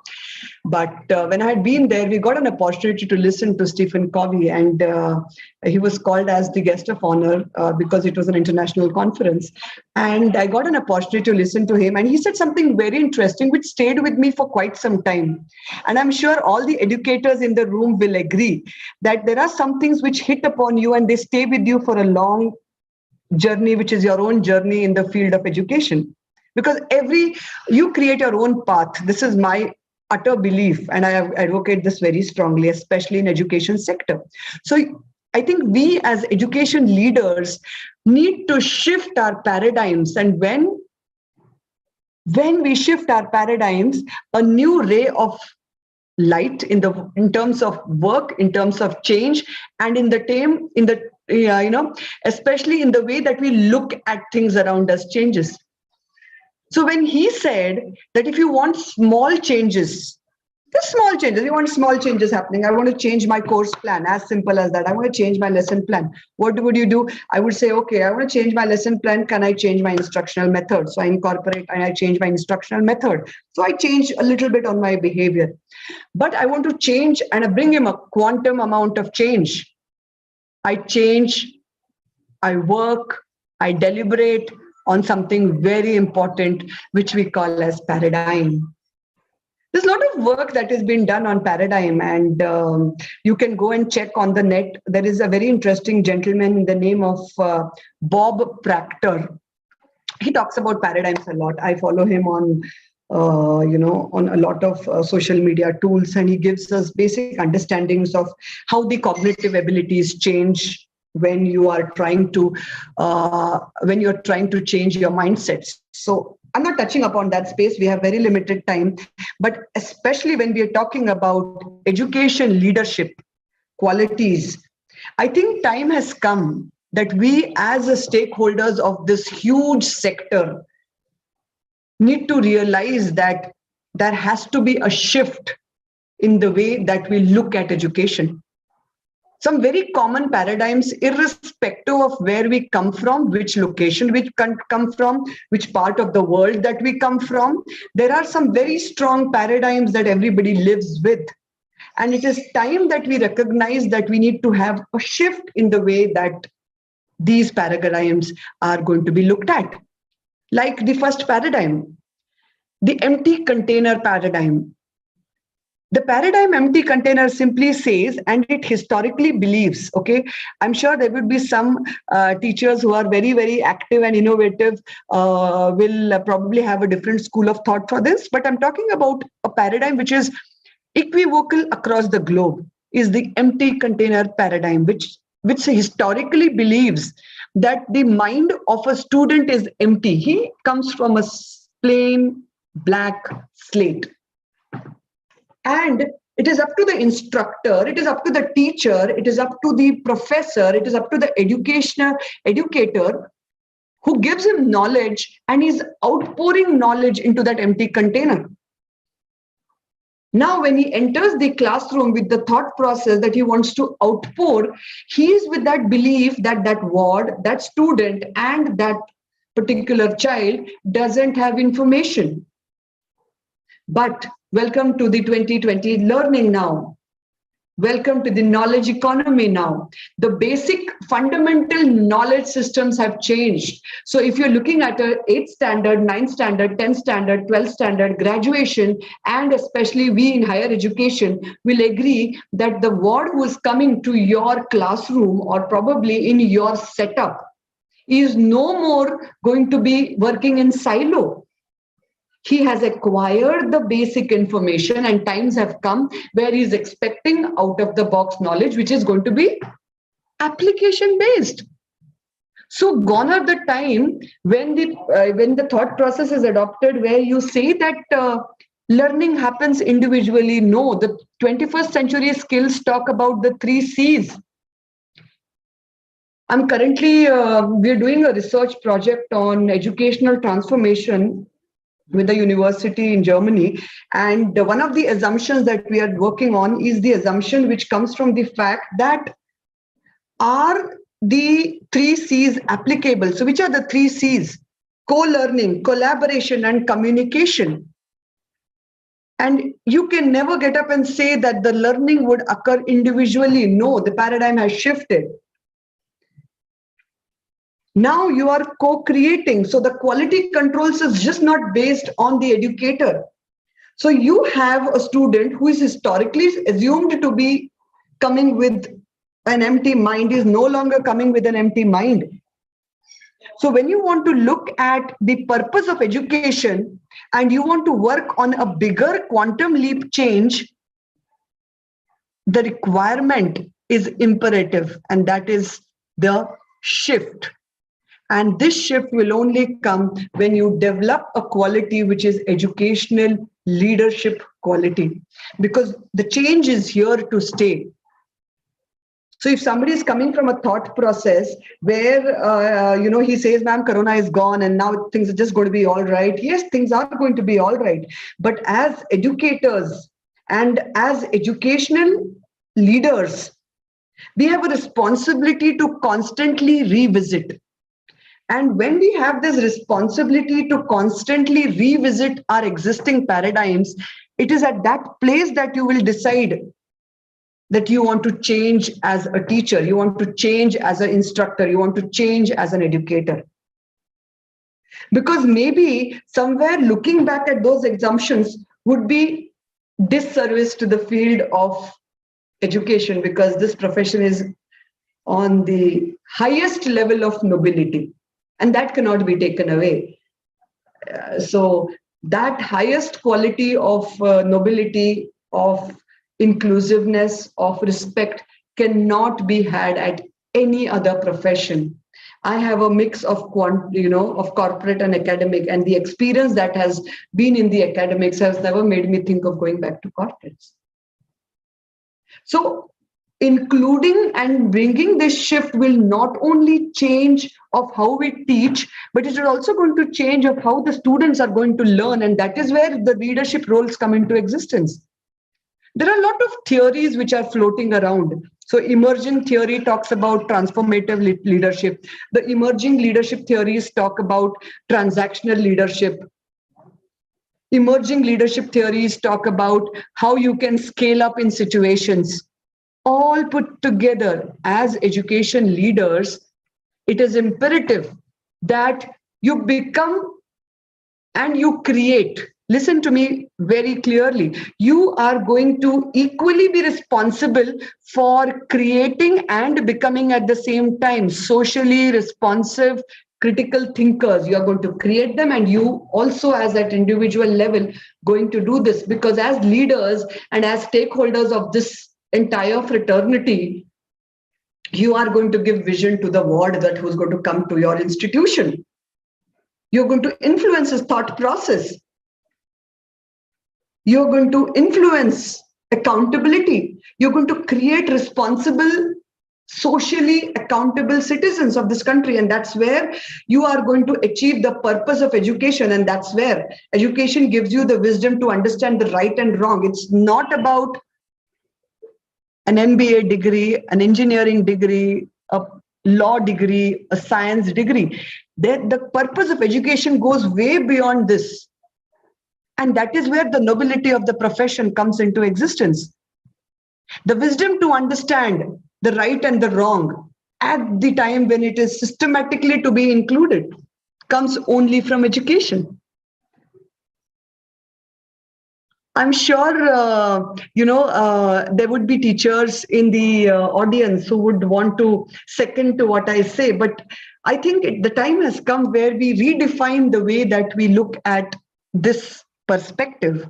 And I love the concept of educational leadership, because that's the area that I work on. And, and I was very happy because there are very few institutions who think like this. There are very few people who think like this, who are looking at not just the degree and the performance standards of the student is evaluated on academic parameters. There is an accountability on the overall personality. And it is at this place where you develop the spirit of inquiry, because your spirit of inquiry is going to guide that student's talent and energy.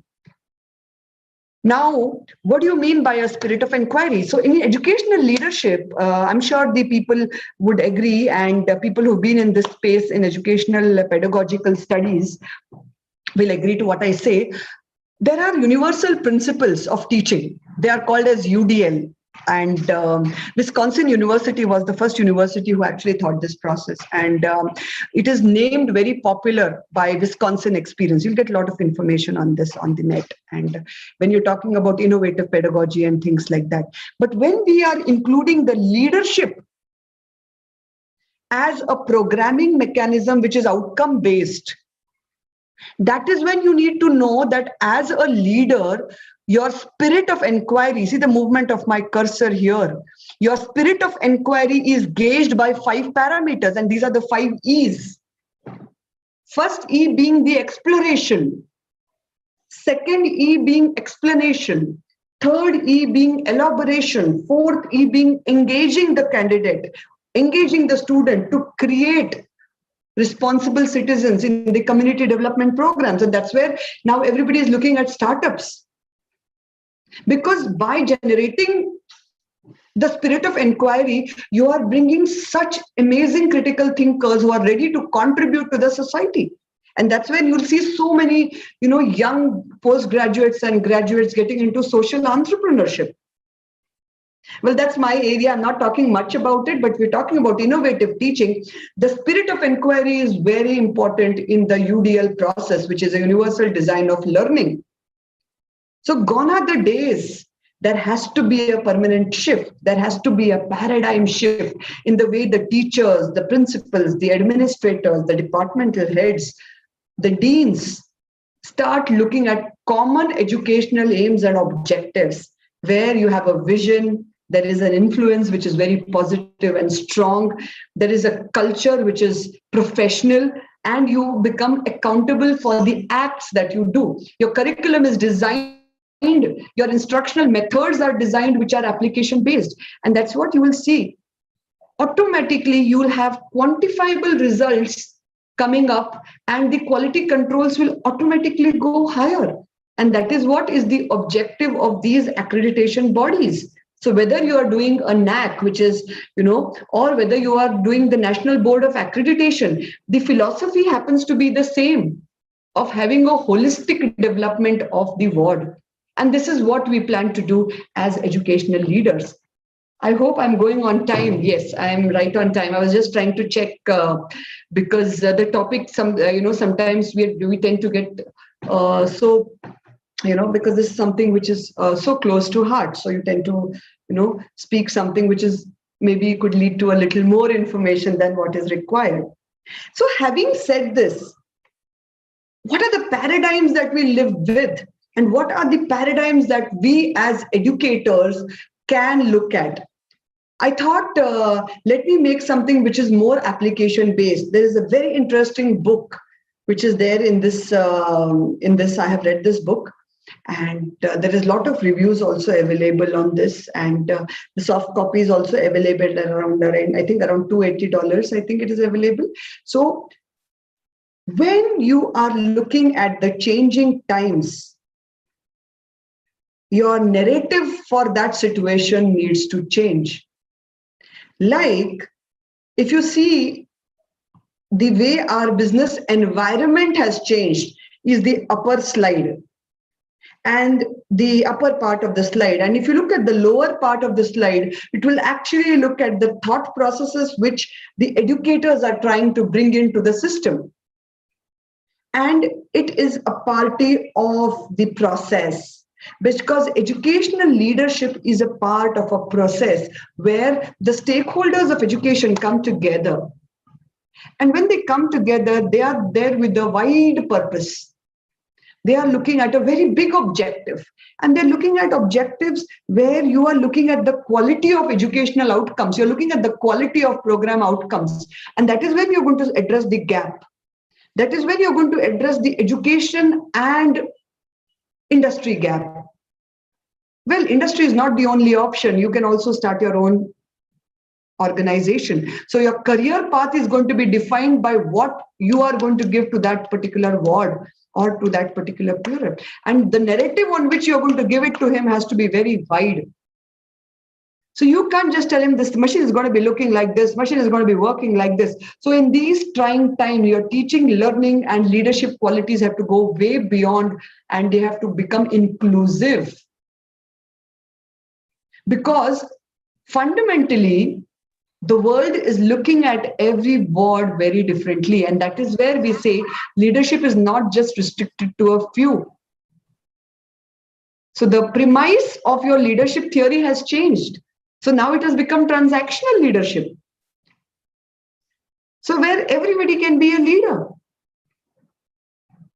Like there is a school of thought which says that only few people are gifted. No, the learning-centric paradigm says that everybody is a genius. You need to make every path of every learner very different. And it could be parallel.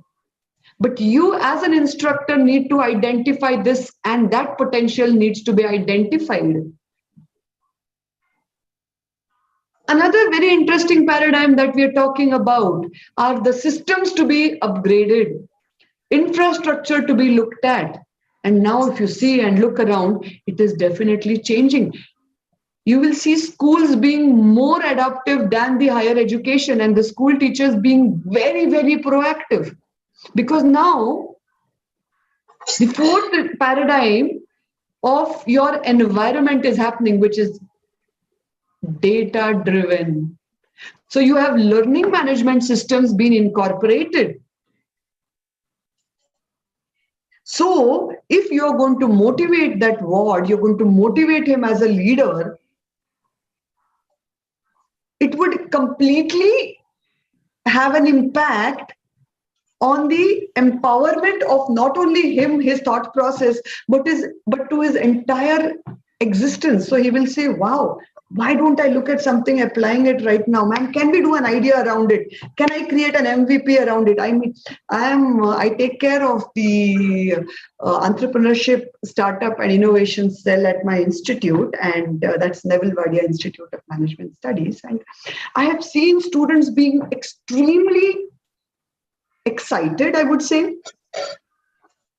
at the standards of what is being shown to them. And they feel that they can challenge those standards. Why can't we try this, ma'am? Why don't we try this? Can there be a mechanism where we could do a multidisciplinary? So if I'm coming from a management space, can I have engineer coming together, and can I have a social science student coming together and achieving something which is the last paradigm of education, which defines your purpose of education, where you're holistically developing him? So putting all these things in place, your 21st century skill set is going to be defined by what you're going to show him, rather than what he's going to see from you. So the learner-centric paradigms are going to be here to stay. So on this slide, I would want to spend a little more time in, probably talking about the UDL methods, the universal design of learning. Because when you want to adopt an innovative mechanism as an educator, as a leader, the skill sets that you would have to, probably have adoption to has been defined. And they have very clearly defined that the goal of educational leadership is immersing yourself into three kinds of knowledge systems.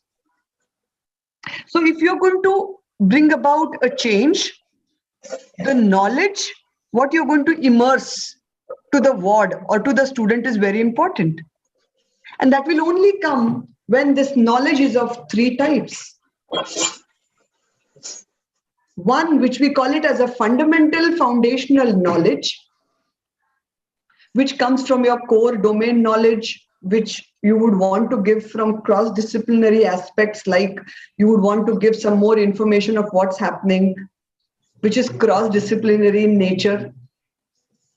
You would want to apply ICT.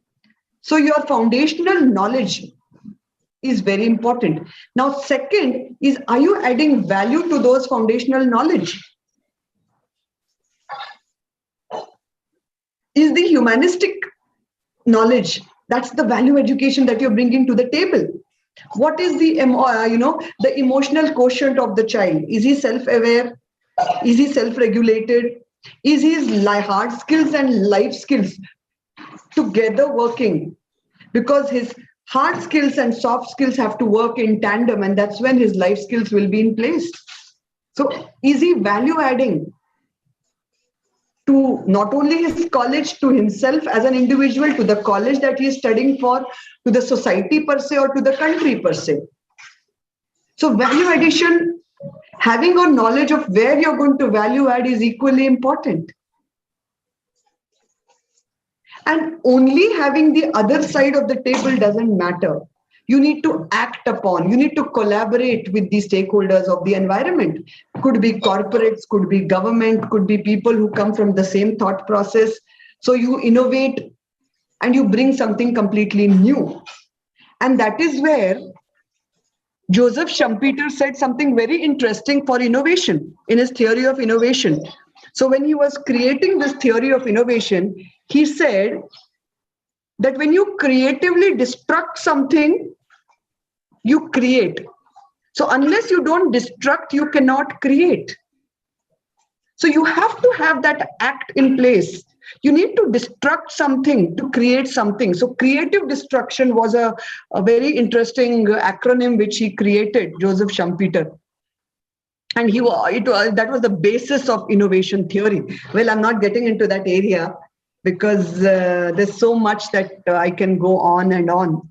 But metaphorically, if I would want to say, the lens that you apply to the glasses that you would want to see the world through will only happen when you have knowledge, when you have relationships that define,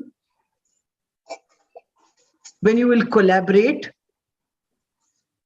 you will reflect, and you will decide of what you want to do in terms of professionalism. So all this brought together will only come when you have an effective educational leadership quality.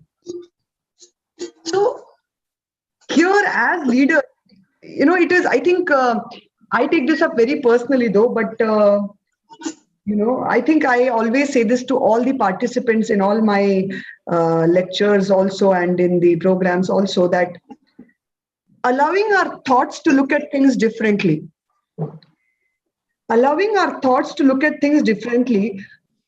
will redefine the education, and that it is at that place where you will revisit your older thoughts. I know a very strong statement, you don't have to stay with it along, but if people have understood what I said, you will go a very long way. Because it is in these times that you realize that you want to co-create with that person. And that is where you will see the number of patents increasing big time across the globe. So putting all of this perspective together and putting everything together, how do we do this?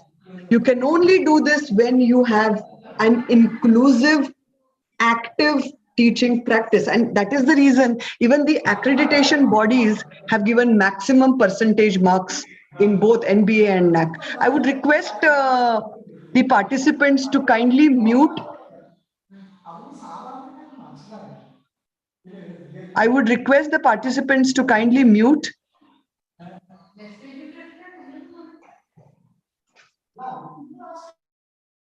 Thank you. So how would all this happen? We looked at so many things and we looked at so many aspects. How would this happen? This will only happen when you bring inclusivity.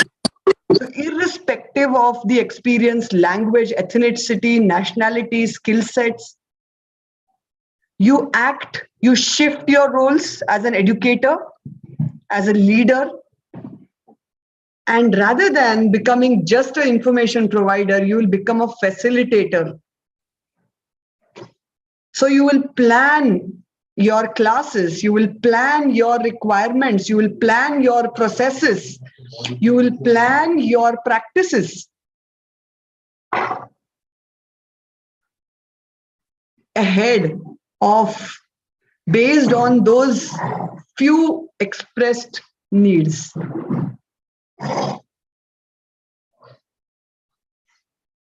So your teaching methods, active engaging learning processes, all that will come into existence. So when you have an inclusive teaching practice.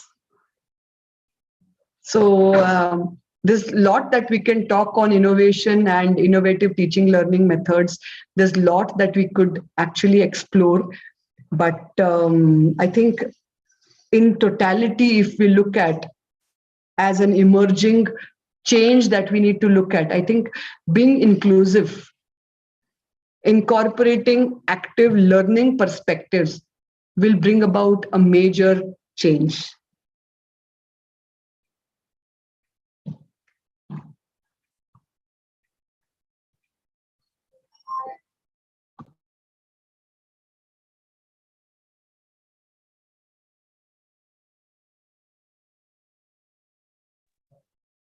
Right. So I think this is where I would want to, summarize what we just spoke about. So when we're looking at the older paradigms, the newer paradigms, and the 21st century paradigms, this is the slide that I would want to look at and contextually, challenge the assumptions, because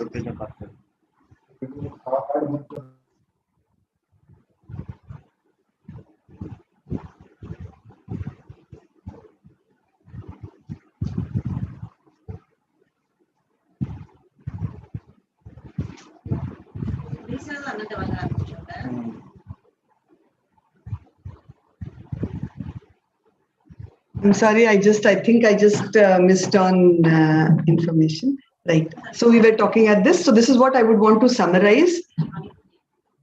And this is how the paradigms have changed. And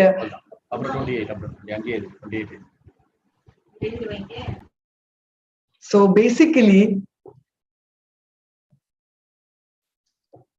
I would want to end my talk with this, with a thought process which says that everybody is a genius, but if you start judging a fish by its ability to climb a tree, it will live with its whole life believing that it was stupid enough of not trying to climb a tree. So as educators, as I would want to say, as instructors, as people in responsible positions, the time has come that we have a responsibility to constantly revisit and redefine education. And we can simply do this by providing the best possible inputs. And that's it from my side. Exactly according to the time, I think I have finished, because it was definitely challenging. I hope I was not fast enough for a few slides though. But we'll spend 5 minutes on question answers, and then we can look at a few other, if anybody has any questions. This slide is available. I will send it to the team of Seed Education, and they can send it to all the participants. I'm very open to information sharing. So completely okay. Yes, any questions, sir?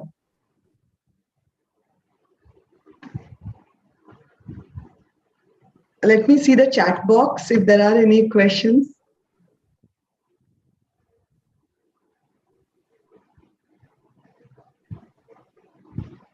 Okay, thank you. Oh, thank you so much. These words are very encouraging. Any questions on innovative teaching? Anything that you feel can, whether it is the Wisconsin experience, whether it is transformational leadership, educational leadership. Okay, thank you.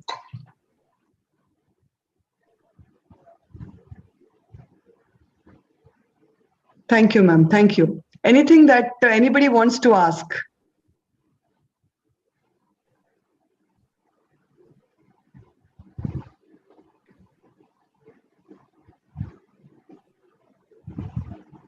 Thank you, sir. Well, this has been, I think the entire credit of the points would go to the organizing team, because educational paradigms is something which is, we will find very few people talking about them. And educational leadership is something where across the globe, there's a lot of work happening in this. And we've started something new. So all the best to the team. All the best to you, sir. I think there are no questions, sir.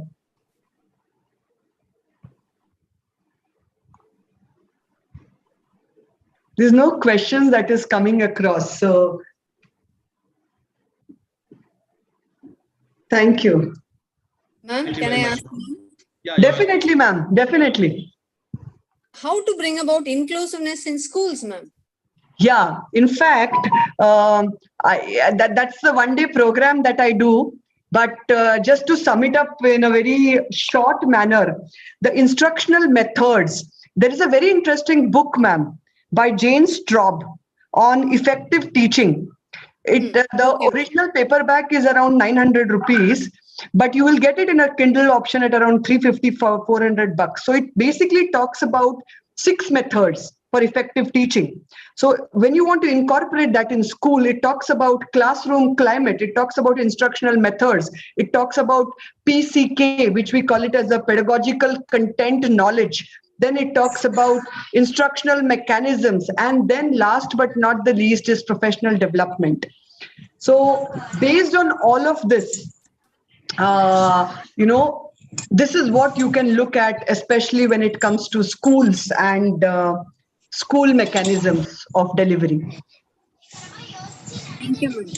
No problem, ma'am. Thank you so much. Thank you very much, ma'am. Thank you so much, sir. If you want small changes, work on your behavior. If you want quantum leap changes, work on your paradigm, said Stephen R. Covey and reiterated by Dr. Shilpa. And it will stay in our minds in the days to come. Thank you so much, ma'am, for your lively session. Thank you, sir.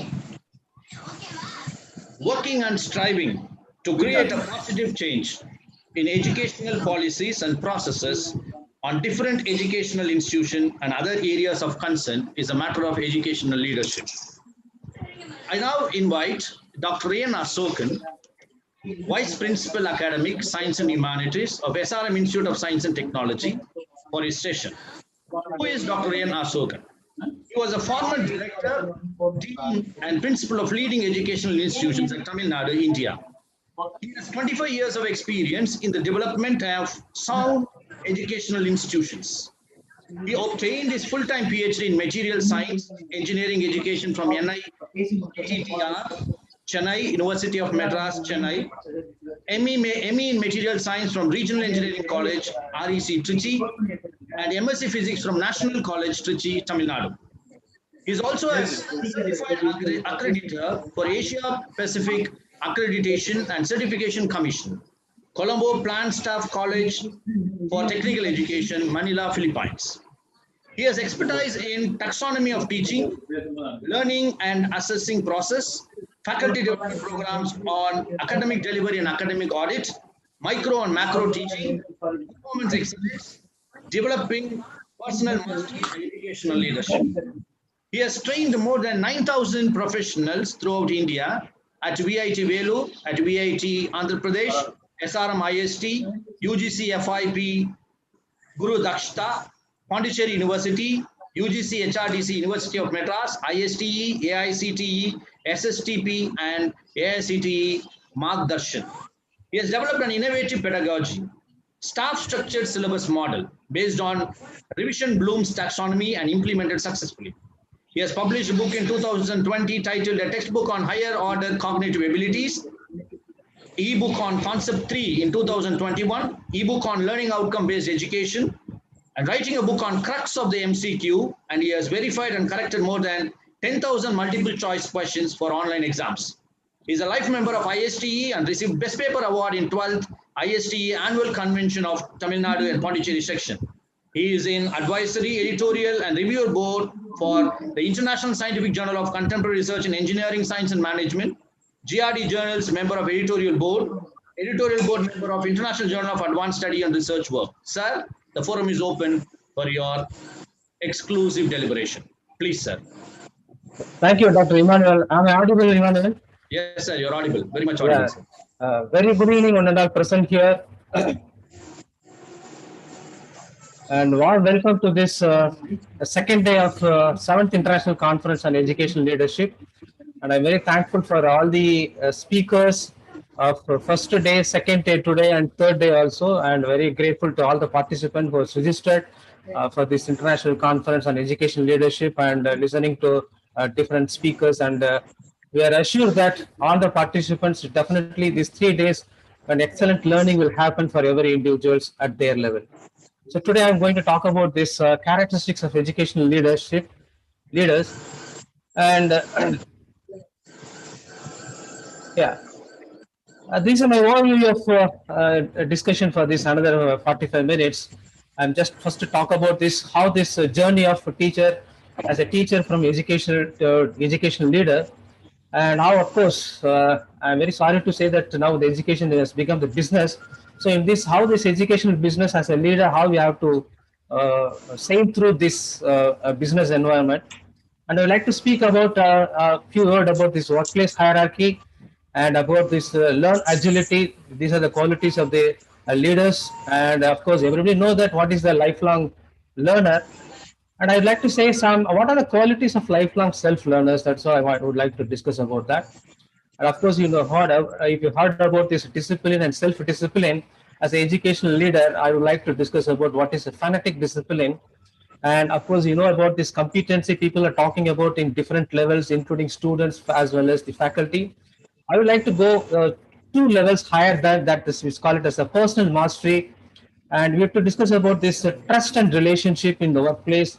If you want to develop if you want to become a successful educational leader, and every educational leader, we expect that to understand completely what is the complexity and simplicity of education system, how it is working in different scenario and different levels and different countries. And of course, one critical, of course, a lot of 21st century skills people are talking about that. But I would like to say that one skill which is called this critical business skills, every education leader has to be developed. Of course, every education leader is expected to predict at least 30% of what will happen tomorrow, day after tomorrow. At least that's we call it as the future of literacy. And we discuss about this, what is the practical intelligence, and finally we talk about this, what is the difference between the leader and leadership.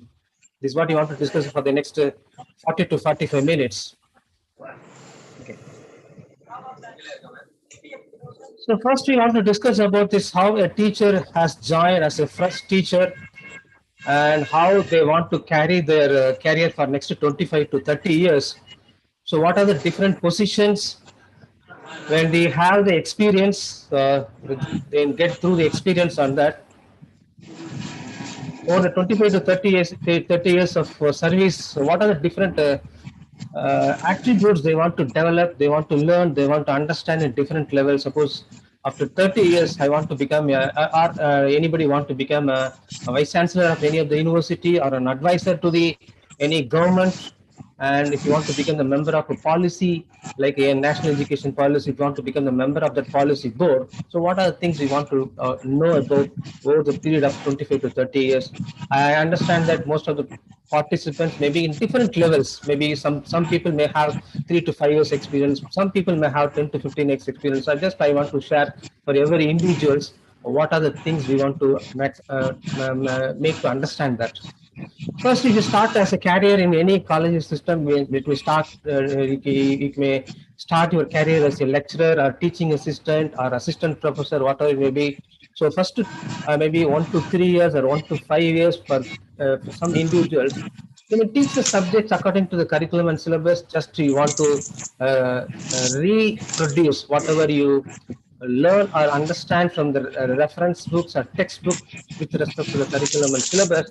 Just you want to replicate in the classroom. This is what you start normally, every teachers will do when you start the teaching career. Okay, but how long you're going to do that? That's what's the big question about that. So how many years you take that? Simply you want to repeat what is available in the textbooks or reference books. That matters a lot.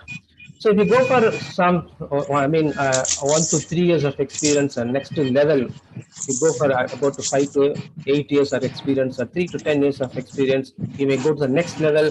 For example, I'm taking the designation as associate professor from assistant professor. Of course, different universities, different college system have different levels, but it's the next level. Second level I'm talking about in general. So we go to the second level. Yes, we want to make it our teaching as effective teaching. And of course, how many people are still working for the money? Still they're working for money for even after 5 years or 8 years, 10 years. That's a big question mark. And we're working for, sometimes we follow a system. Sometimes we do not understand how the entire department is working. We do not understand that. So these are the things you may have. Sometimes you may have the clarity. Sometimes you don't have the clarity on that. So when people are in the higher level, in the professor level or HOD level, they have the higher responsibility to develop their next level of leaders to become the professor HOD of this department in any educational system. So it is their responsibility to develop the people to understand the system, to understand the complexity available in the education system or university system or and any college which involves that. So these are the things we want to start. So if you want to go to the next level, the third level, definitely you have to work with the from single task to multitasking. You have to work. Of course, if you go to the third level, definitely you should not work for money. Of course, I don't say that getting salary, money is very important for anybody to lead the minimum quality of or standard quality of life. But how long you're working for money, that matters a lot. So if you're still working for 10 years, 15 years, only working for the salary, only working for the paycheck, only working for the money, you cannot become the leader. So if you have the experience about 10 years or above, or 10 to 15 years of experience, definitely you have to identify the purpose that normally people call it as the mission statement. So what for I'm working? What is the purpose of working that beyond making money? That question, definitely you have to answer it. So any educational leader, definitely they have to find out the reason why I'm working as a teacher, why I'm working as a professor, why I'm working as a principal, director, whatever the designation we have, that purpose definitely you have to define for individual purpose. So again, repeating that, so why I am working in this designation or how holding this kind of responsibilities beyond making money, beyond getting salary, beyond getting my paycheck. That's very, very important for any educational leader. If you want to become go to the leadership level at the third level or fourth level, it depends upon that. When you go to the fourth level, yes, as a principal level, ahead of the institution level, I'm talking about in general. Yes, you have to be very conscious in every activity. You have to be very quality conscious. You are in a position to take the policy decisions. Then again, you have the responsibility to develop in the next level of principles over the period of time. Where do you want to work that? And definitely, if you're working in the head of the institution level, definitely every day you have to manage the change management. That's very, very important. So when you go to this fourth level, definitely you have most of the problems. You will face that on the day-to-day problem, that is unknown solving to solve the unknown problems. So before when you are reaching the fourth level, below the three levels, definitely you could come across solving so many known problems, unknown problems. Then only if you go to the fourth level, you can have the ability. You have the ability to solve the unknown problems. So when you go for the journey from first level to second level to third level to fourth level, there are a lot of things we have to learn through that. That journey is very, very important. That when you go to the fifth level of I'm just for quoting this like exam registrar of an university or controller of examination of any of the big university system you are working, that definitely you are involving in the policy making decisions. So you can't raise to the occasion when the occasion comes. You can't. It's very difficult. It's not possible for that. So when you become the leader at the fifth level or sixth level, definitely in your journey, career journey, definitely you come across different policy implementation. Then only if you go for the sixth level, you can able to make policy decisions. And with working with the fifth level and sixth level, definitely the people first concept, definitely over the period you have to develop on that. And of course, if you talk about this, discipline is very, very important at all levels. If you start working your career with discipline, yes, discipline is very, very important. That when you go for this second level, third level, you always talk about the self-discipline is more important. That when you go to the fifth level and highest level, that phonetic discipline is very, very important. That we'll discuss what is that phonetic discipline. So you go to the highest level as a vice chancellor of any university or advisor to any government or any education bodies, or if you want to become the policy member of any advisory board, then definitely the four things is very, very important. That you always work with the mission impossible things. You have to make the impossible things possible. And again, you have to think unthinkable ideas. Then only you can bring a lot of changes. You have the visionary to see how it will happen, how the system will change next 5 years or 10 years. That kind of thinking you have to think. And if you share your thinking with your team of the people definitely should object that kind of thinking. You have to do that. So again, this phonetic discipline, more important that if you develop this, we call about this intelligence. If you know, of course, people knows about this basic intelligence quotients, emotional intelligence, social intelligence, multiple intelligence. There are a lot of intelligence, 5, 6 intelligence are there. When you go to the highest level, definitely that practical intelligence is matters a lot. Unless you have a practical intelligence at the 5th level, 6th level, it's very difficult to manage the entire institution. That okay. So this is the career. If you start, if you want to become educational leader in any educational system, start from your first level to 5th level or 6th level. If you want to go about it, then these are things you have to think about, that you have to learn from the first level itself. Okay, so most of the people may think that, I'm not interested in administration, managerial and leadership skills. I'm not interested. So I just want to teach a subject for the students. I love my students. I love my subject. I love my research. Yes, is very, this is another way of how to develop your career.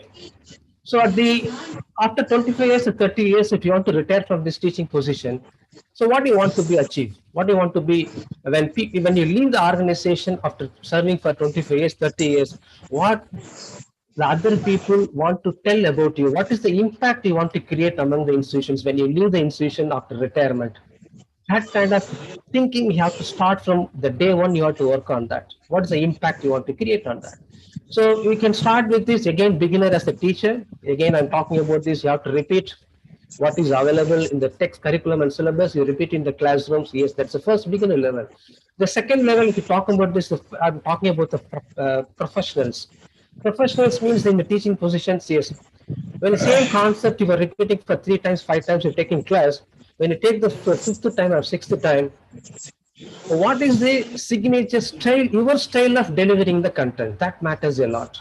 So if you don't develop your style, your signature style of delivering the content of the same content to the students, you are not moving to the next level. You are only the beginners levels only.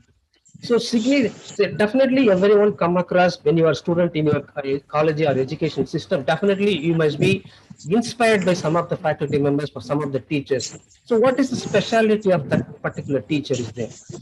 You have to think, you have to have a deep understanding about why I like particular staff. How the particular teacher is inspiring the entire class of students. This is because of he is having his own style of delivering the content. That content, delivering the style, you have to create over the period of time. There's a next level. If you don't prefer this educational leader, administration manager, that you have to go that. Again, if you go to the highest level, the second level of this level, if you go for that, you have to be authority in your subject. You have to be authority in your subject. What is the meaning of authority? That see this part which includes your research is coming in that line. So what is your research interest area of research? How many research papers, how many PhDs you produce over the period of 25 to 30 years of time? On particular topic on the research topic, or you become the authority on that. Authority means your words is final. Your words is final. Your decision is the final authority in your group of professionals. In your group of professionals, that we call it as the authority. That so there are two journey you can have it as a teacher. Whether you want to take up first level, second level, third level, fourth level, fifth level in the educational leadership, starting from this teaching profession, going to the highest level of advisor, vice chancellor. This is the one track you can any teacher can able to develop. The other track is this. First, you have as a teacher, yes, for 1 to 5 years you can work as a teacher. Then you go to the professionals. You can develop your own style of delivering the content. We call it as a signature style of delivering the content. And over the period of time, about 20 to 25 years, you will become mastery in your subject. That these are the out of my own experience I'm sharing that these are the two ways of any teacher can bring up their level to the highest level of their career. So after serving for 25 years or 30 years, what is the impact you created? How many students, how many teachers you inspired? That matters a lot. This is the way you have to think of, this is the way you have to work. So if I want to make an impact, if I want to become authority, if I want to become an education leader, I want to become the head of the institution, I want to become the head of the any university. So what are the things I want to know? What are things I want to know? What are the things I want to develop that I'm saying that the characteristics of educational leaders are qualities of educational leaders. We'll see one by one what is that. So first you have to understand that education system, how this system is working on that. I call it as long back about education business continuously changing. I'm calling it as education as a business. Okay, unless you look this an education leader, unless you see an education system as a business, you cannot run this education system highly successful. You cannot create any impact on the in the system.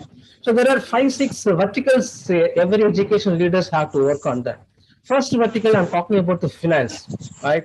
The financial success of every educational institution is very, very important. That's a pride. Okay, unless you become a financial success, you can't run any education, any business, including education business, right? Okay. So what are the business? As a business unit, how a teacher has to make the business a profit that we call it as it. So you have to understand from your career, you have to understand what is the income expenditure status, and what's the profit, how to make the budget, what is the capital investment, what is the return on investment, recurring expense, non-recurring expense. All these things you have to involve yourself to understand how the finance is working on that. So what is the income, what is the expense, what is the investment, further investment. You have to talk about the finance part of. You have to be very thorough over the period of your time. This is one vertical you have to be very clear on. Second vertical, any country, any education system, we have the regulatory agencies are there. At central, at country level, state level, local level, there are different levels of regulating agencies are there. In India, we call it as University Grants Commission. AICT in India, we call it as an university system is there. Central government, state government is there, and again, local authorities there. So when you want to run the education institution, so what are the approvals? What are the minimum requirements? We have to fulfill that. One has to be very thorough on that as an education leader. And coming to that, so any educational leader cannot invest money to run the business. The investors are totally different person. Educational leader is totally different person. So every education leader have to be clear understanding that what is the purpose of investors? They're investing huge money on this education system. So what is their mission? Why they start the business? What's the purpose? Investors investing money on the education system beyond making money, that matters a lot. Of course, making money is the first most important that unless you financially success, no one can run any business. But over the period of time, you have to be clearly understand what is their purpose beyond making money. So what is the vision they want to create it? What are the core values they want to practice to take the important educational decisions? These are the things every educational leader has to be clearly understood from the investor point of view. You have to have a clear understanding, have a clear discussion with them, make it very clarity on that part so that you will be highly successful on that.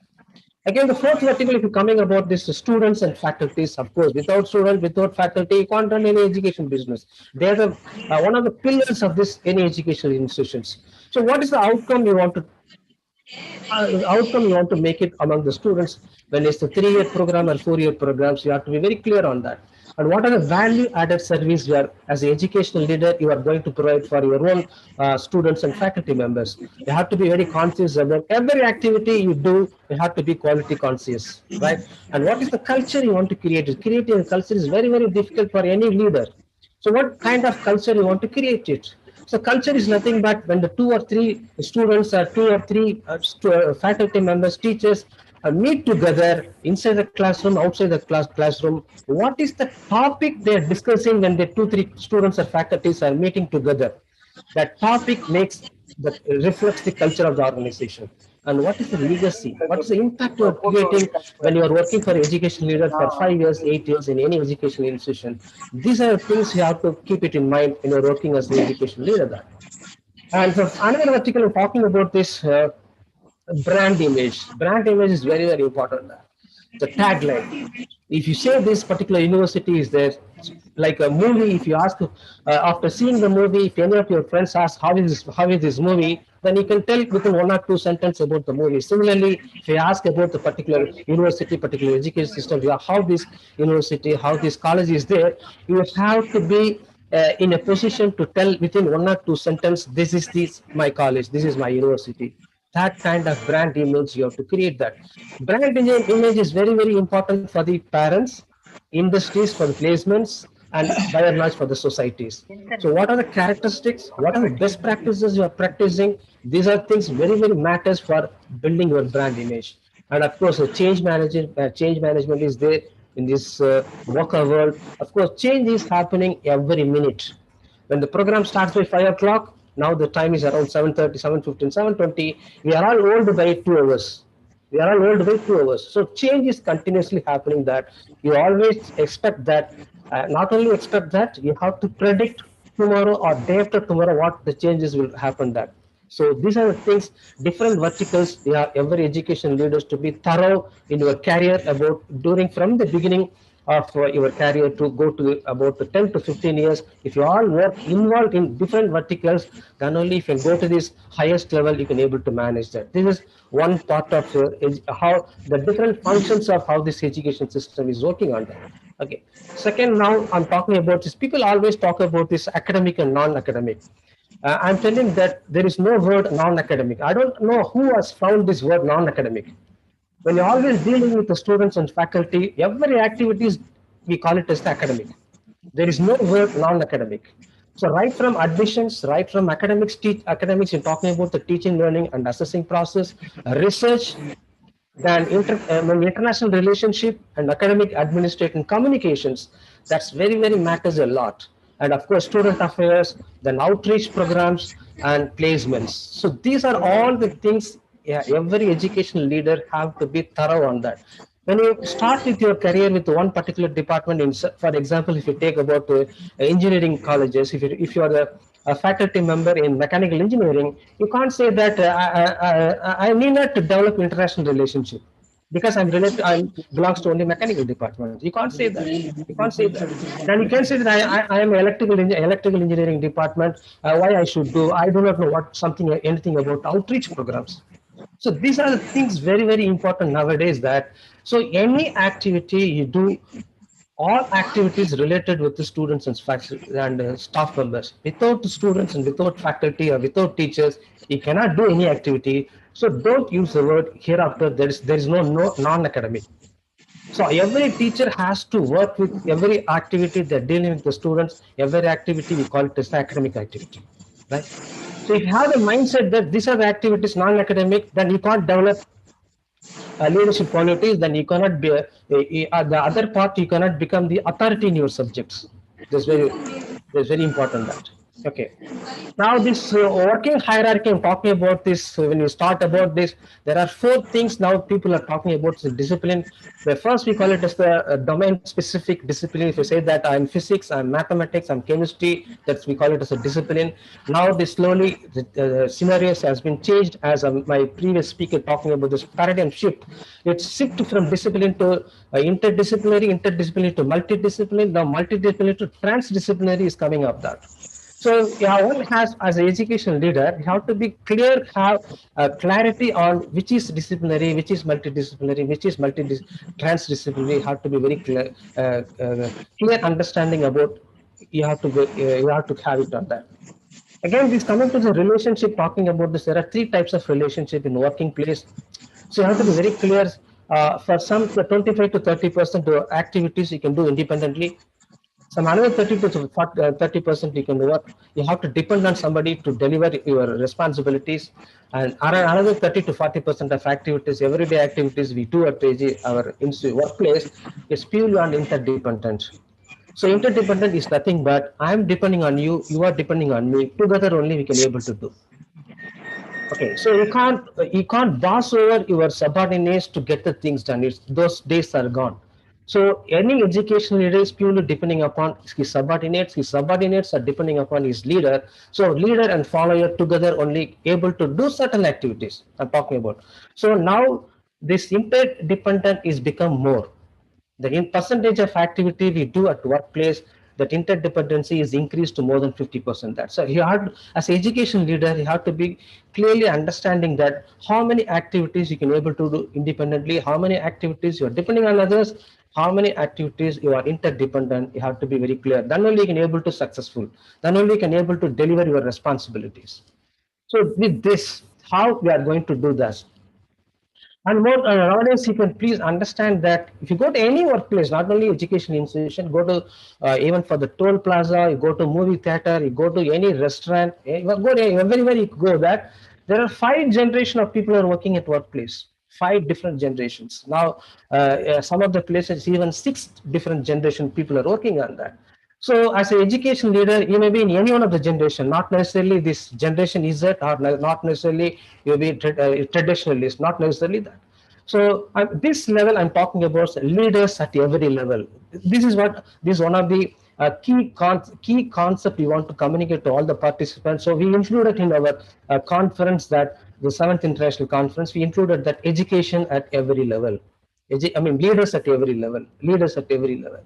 So when you are leaders at any level, you have to understand the different generation of people are working, that the respecting every generation people is more important, most important. That respecting, I'm talking about not only that our age, this South, Asia Pacific region people talking about the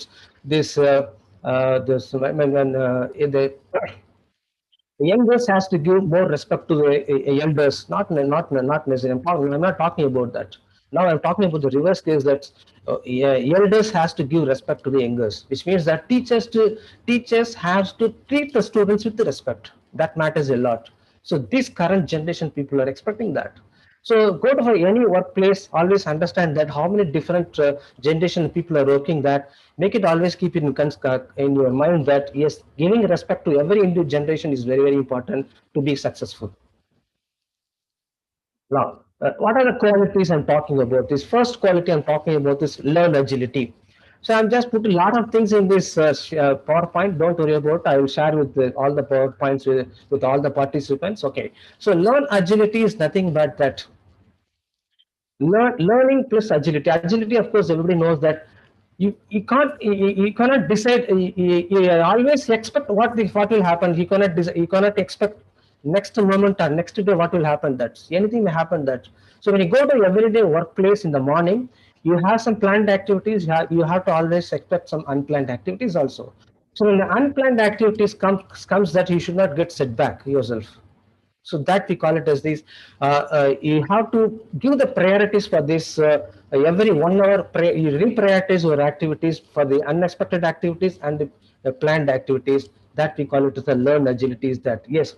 So learn agility help the people to know which is important. That's current moment, and they're always in learning mood.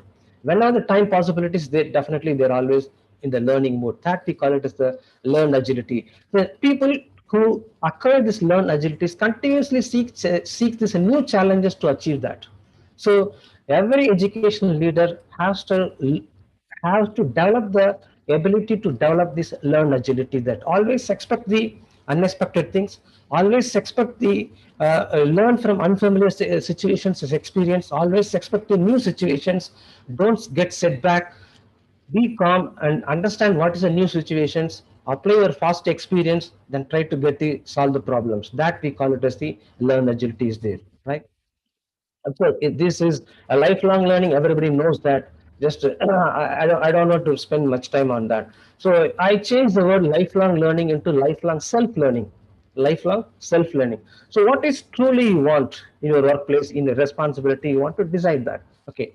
So now I'm talking about this. I want to talk more about this lifelong self-learners qualities. What are the qualities of lifelong self-learners are having that?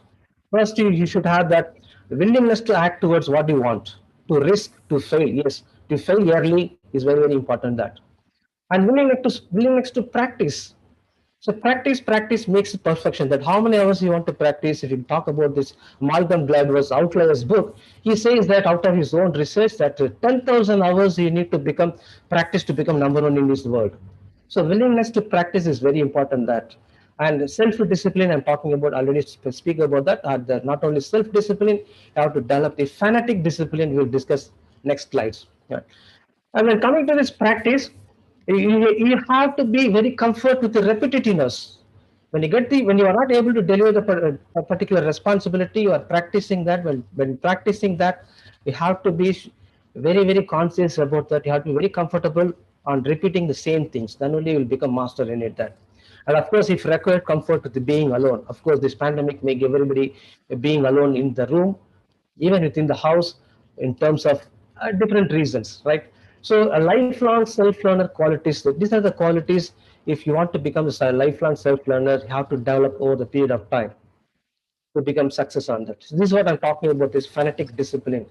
So if you talk about this, if you want to discuss more about this phonetic discipline, you can read this book, Good to Great or Built to Last or Great by Choice. These are excellent books you can read about this phonetic discipline, how the leaders in different industries all over the world, they have developed, they have moved from discipline, self-discipline and moved to the phonetic discipline, third level, highest level, they're talking about that. So the people have the phonetic discipline, their consistency of action with the values, with the long-term goals and legitimate form of discipline and having inner will to create great outcome, which nobody can able to imagine that. How difficult, no matter for them. So this kind of activities, this kind of discipline, people call it as the phonetic discipline. This is not regimentation, this is not measurement, this is not hierarchical obedience, this is not adherence to any bureaucracy in any of the organization is there. So they always work with a long-term goal. Whatever the difficulty is there, they never give up. Consistently, they produce the result. Consistently, they create the results to get what they think, what they really want in life. That kind of discipline, you call it as the phonetic discipline. In any organization, it's the responsibility of the leader. First, a leader should have to develop the phonetic discipline. Not only that, they have to develop the next level of people, the disciplined people. Every disciplined people definitely have disciplined thought. And of course, you know that the thought leads to action, then action leads to results. It's very simple. These are things. So if you want to get the excellent results and disciplined results, first thing you have to be not only thought, you have to be disciplined. A phonetic discipline, every education leader has to practice on that, right? And again, if I'm talking about this personal mastery is there. So to personal mastery is the again highest to third level. I'm talking about that. To go to that personal mastery level, first level we're talking about this develop the competency. So competency, if you ask any individuals, are you competent enough to complete this particular activity? Yes, I am able.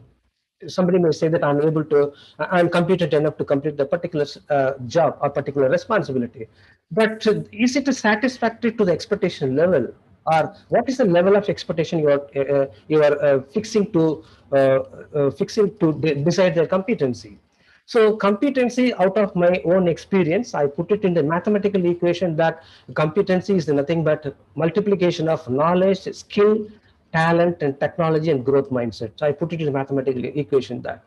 So what is a competency? It's a part of knowledge, it's a part of combination of skill, combination of talent and technology growth mindset. I'm talking about the knowledge. There are I speak about there are two types of knowledge. I'm always thinking about that. One is knowledge which is constant. No researchers or no scientist has challenged that knowledge. Still, it holds good. That's we call it as the knowledge which is constant. And another type, second type of knowledge, I call it as the dynamic knowledge. Yes, every researchers, every day they're producing, challenging the old knowledge and creating the new type of information knowledge. That we call it as the knowledge.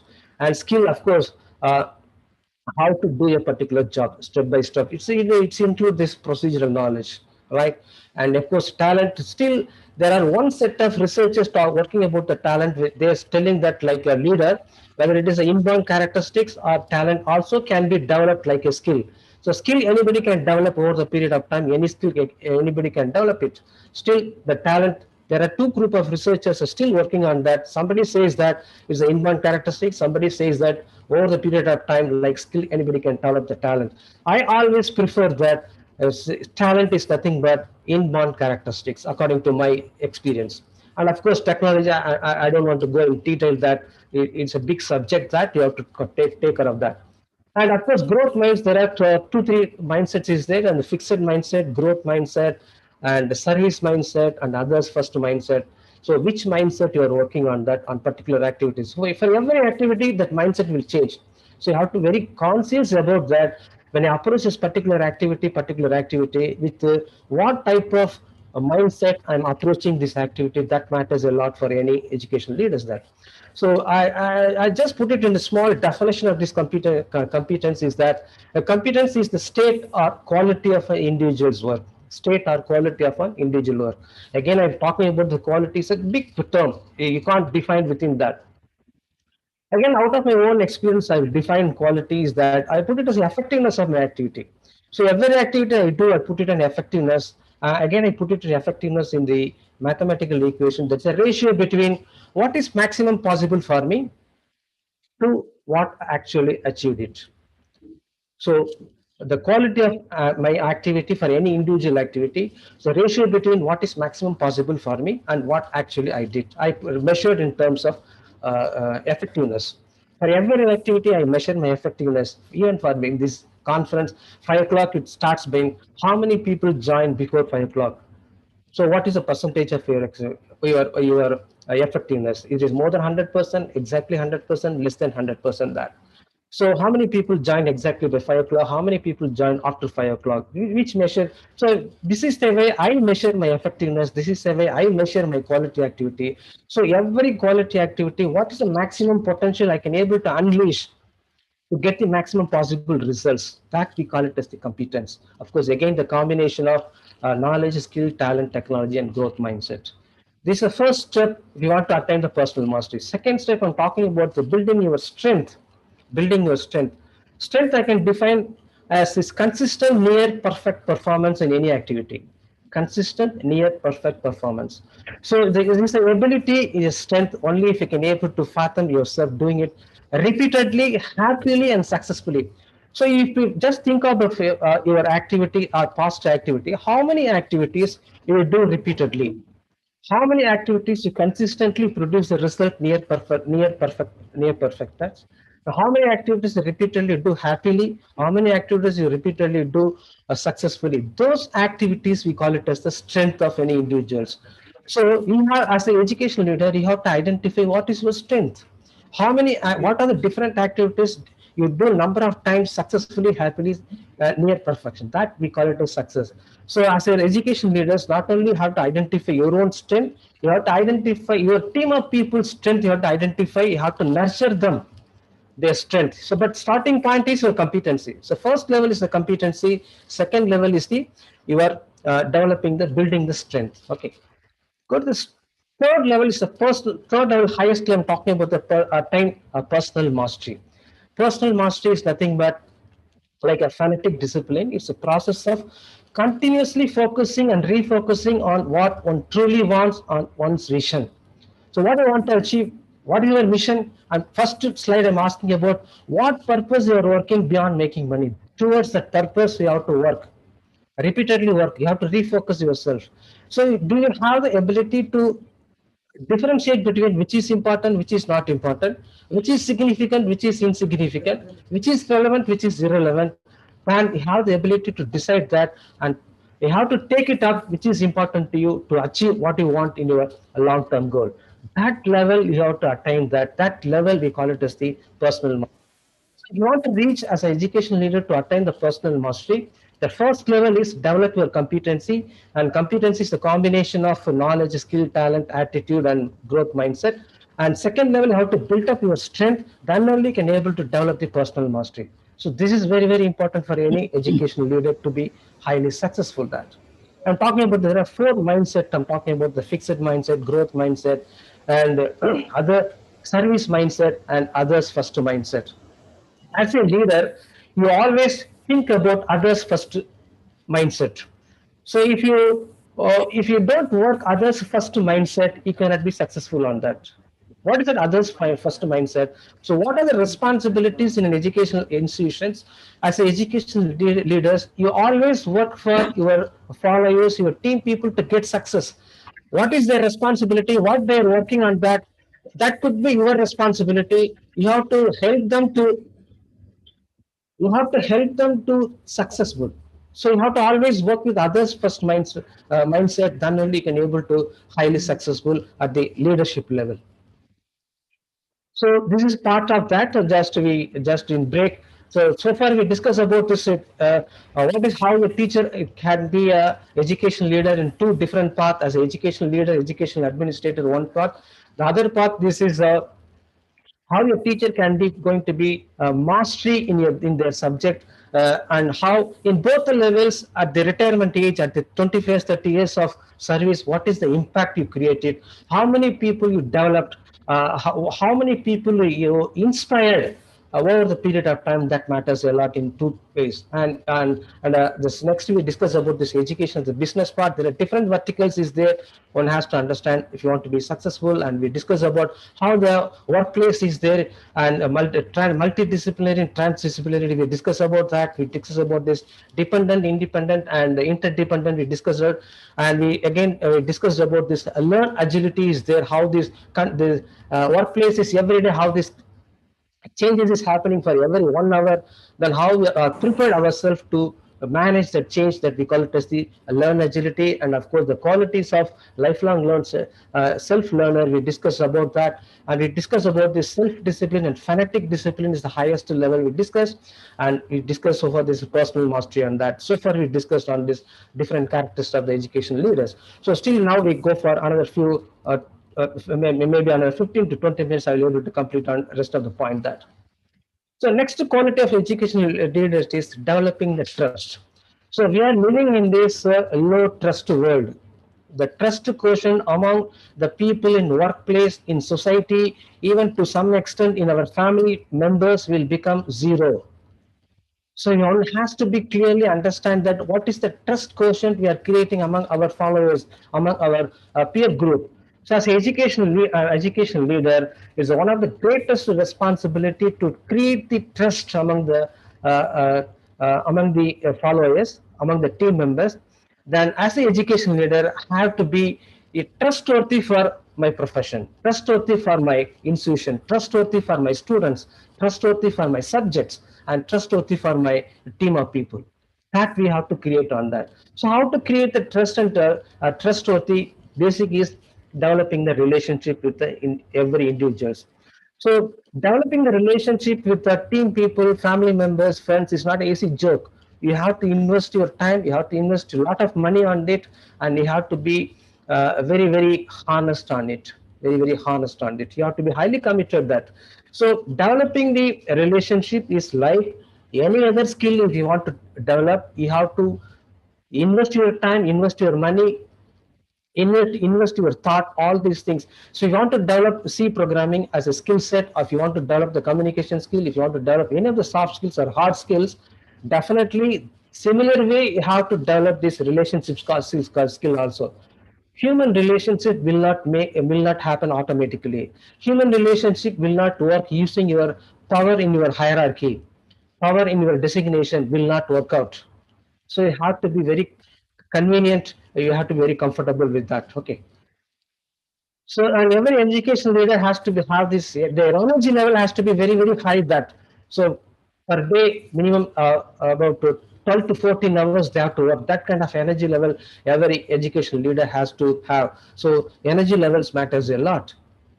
And of course, the relationship is very, I'm talking about that. One question you have to ask about when building the relationship, what can I offer? What can I offer instead of what can I receive from the people?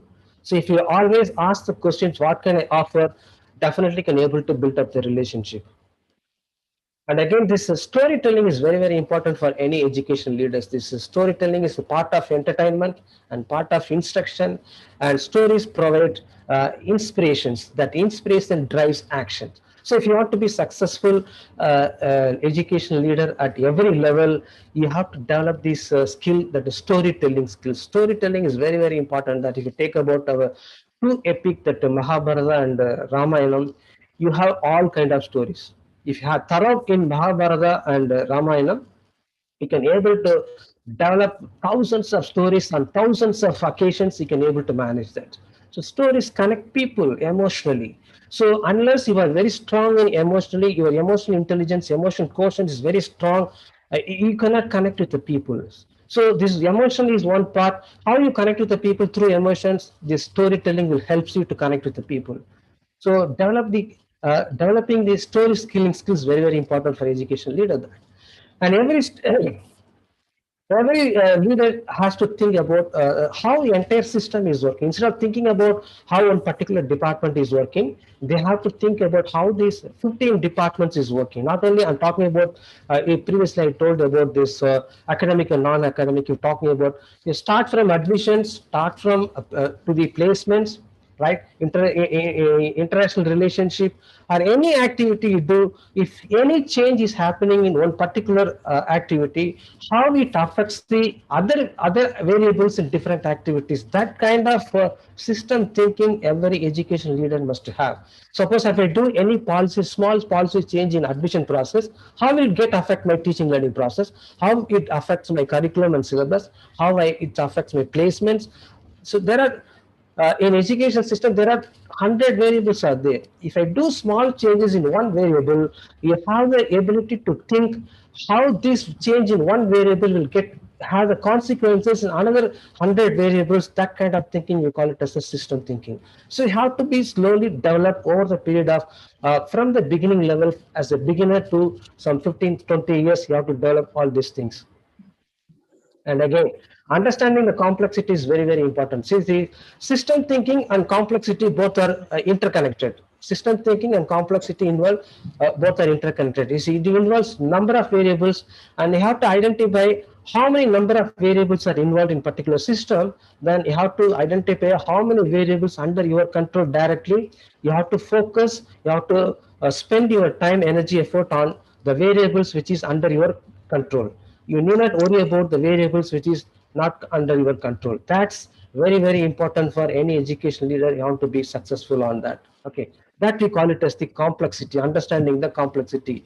The complexity, there are three types. One is a low complexity, medium complexity, and highly complex. So there are three levels are there. And of course, practicing simplicity is very, very important. Again, I'm talking about this. Again, this from complexity, how to derive simplicity. Because if you are the leader, definitely your followers always asking for the instructions from you. You have the ability, you have the responsibility to make your people to understand how the complex system. You have the ability to develop your complexity into simplicity. Then only you can get the things done. Because the people under your control, under your team, they may not understand the how the complex system is there. So it's the education leader's responsibility to make the complexity, to make it very simplicity, to make understand by your people, so that you can be very highly successful on that. So complexity into simplicity is one of the skill you have to develop on that. Again, I'm talking about the critical business skills. There's nothing I already discussed about that. So you always work for others mindset. If you have the others mindset, definitely have the critical business skills. It doesn't matter, you as an education leader, you never think of you want to be successful. You always think about how your team people, how your people want to be successful. Your success is purely depending upon your people's success. Collectively, individual, your team member's success is your education leader's success. That skill you have to develop on that. That skill we're talking about, the critical business skills. And again, this next one is a feature of literacy is very, very important, that because every education leader, not only education leader, any business leader now, they want to decide, they want to think what will happen day after tomorrow. So every individual in this world, they're worried about, anxious about, uncertainty, ambiguity is there, what will happen day after tomorrow. So as an education leader, to some extent, some 20 to 30%, have the ability to decide what will happen day after tomorrow. That skill we call it as the feature of literacy. And again, today and tomorrow, you can able to toggle between today and tomorrow. That so every activity you do today, please always think about what will consequences which will happen day after tomorrow, or tomorrow, day after tomorrow, or even after 6 months, after 1 year. You have to think always in mind that. So when you take your decisions on today's every decision, you have to be very conscious on that. You have to think about how these consequences will happen tomorrow, day after tomorrow, 6 months, 1 year, after 3 years. You have the ability to visualize. You have the ability to foresee what will happen, the consequences. Based upon that, you have to take the decision. This will happen for every day. This will happen for every day. Okay. And I already discussed about this. What is the practical intelligence? There are 5 different intelligences there. If you talk about this intelligence quotients, emotional intelligence, social intelligence, political intelligence, and multiple intelligence is there. So over the period of time from the first level of your teaching career to 10 to 15 years, slowly please build up this intelligence. When you go to the highest level, a combination of all these things, you have the ability to mix all the intelligence. Then you have to get the things done in education. You have to take a decision, any important educational decision, based upon your practical intelligence. That matters is that. Or if I say simply what is practical intelligence, the art and science of common sense. But what level of common sense you are having, that matters a lot. See, everybody having common sense, but what level as an education level you have a common sense, that matters a lot. And of course, this is a Malcolm Gladwell, again, put it in his Outliers book. He coined this word, the practical intelligence is nothing but knowing what to say to whom, when to say it, and how to say it for maximum effect. So that is the common sense, the definition of common sense at the higher level. So this is what you have to develop over the period of time, practical intelligence. And this is one of the very critical problem for experienced people having that. It is happening in every organization, not only the education institution, every organization is there. So in the fast-paced industries where, of course, education is continuously changing them in terms of technology, in terms of new knowledges, every day is creating that. And the people having the experience, had experience about 15 years, 20 years experience, they're not having the awareness of what I don't have a good, what are the capabilities, what are the competencies, what are the strength I don't have, or what are the strength I have which will not be worked out today. I don't have the conscience of that. And people around them have the fear to tell them that as a boss, as a leader, they have the fear that I can't go to my boss and tell that you don't have this kind of skills. I can't say that. This kind of system, we have that. And as a leader, I do not know what are the things I do not know. That we call it as unconscious incompetence. So you have to, as a leader, you have to always talk about, get the 360-degree feedback from your team people to understand that what is your strength, continuously evaluating your strength, continuously aware of what are the things unconscious incompetence, so that you can able to change unconscious incompetence to the conscious competence. Definitely you can able to do that. So for that, you have the mindset. You have to freely discuss about your team people. You have to always keep the feedback. So now people are talking about the feedback. They find the new word, not the feedback, feed forward. What's the feedback? Now the feedback word has been changed into feed forward. So anything feedback I'm getting it, I have to take forward that. Otherwise it stands somewhere else. So hereafter, please don't use the word feedback, use the word feed forward. Then after some time you can ask that, so I tell this idea, I give some suggestions, input, what you have taken on that, so that you can be able to ask that, where it is forwarded. This is why you can ask about that. So instead of feedback, you can ask for the feed forward. So another 2 minutes or 5 minutes, I have to close it. So now I want to discuss about what's the difference between the leaders and leadership. So what are the qualities, what are the things so far we have discussed? I just want to put it in a nutshell. This is the difference between this leadership and leaders. I'm talking about that. So leaders is nothing but, yes, what is the difference between leaders and leadership? Leadership is, of course, the position. Position may be designation. It may be anything that. You may be a professor, you may be the HOD, you may be the principal, director, what may be that. That position is there. Then position plus content. Content is nothing but the strategies. As a leader, what are the position you have, how you are taking decisions, on what basis you are taking decisions, and what are the data you have collected before taking the decisions. And people will closely watch you on what basis you are taking important educational decisions, and closely watching your thought process. That's very important. That you don't underestimate the people when you are discussing with before taking any of the educational important decisions. People always watching the leader, what is their thought process, on what basis they are taking decisions, whether they collect the data or simply getting a input from different people, the decision taken based upon the bias, all these things, everyone closely watching on that. Those things we call it as the content, right? So position plus strategy, right, multiplied by values. So these values nobody is talking about. Nobody will openly discuss about that. But the difference between one leader to another leader is purely based upon value system. So value system, like Pauli's exclusion principle, like no two atoms have same set of quantum numbers. Similarly, characteristics of every individual are unique.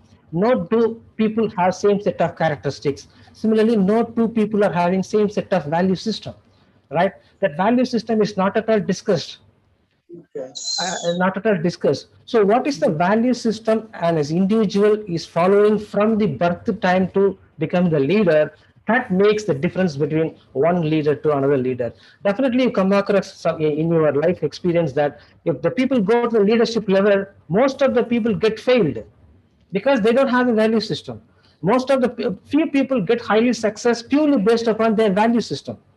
So whatever we discussed so far is a matter, yes, things, but how this differentiate from one person, one leader to another leader, we call purely based upon the value system. So that's why we put this multiplication factor that it goes exponentially. It goes exponentially. So this is a difference between these leaders and leadership. How many people you can able to impact? How many people you can able to influence?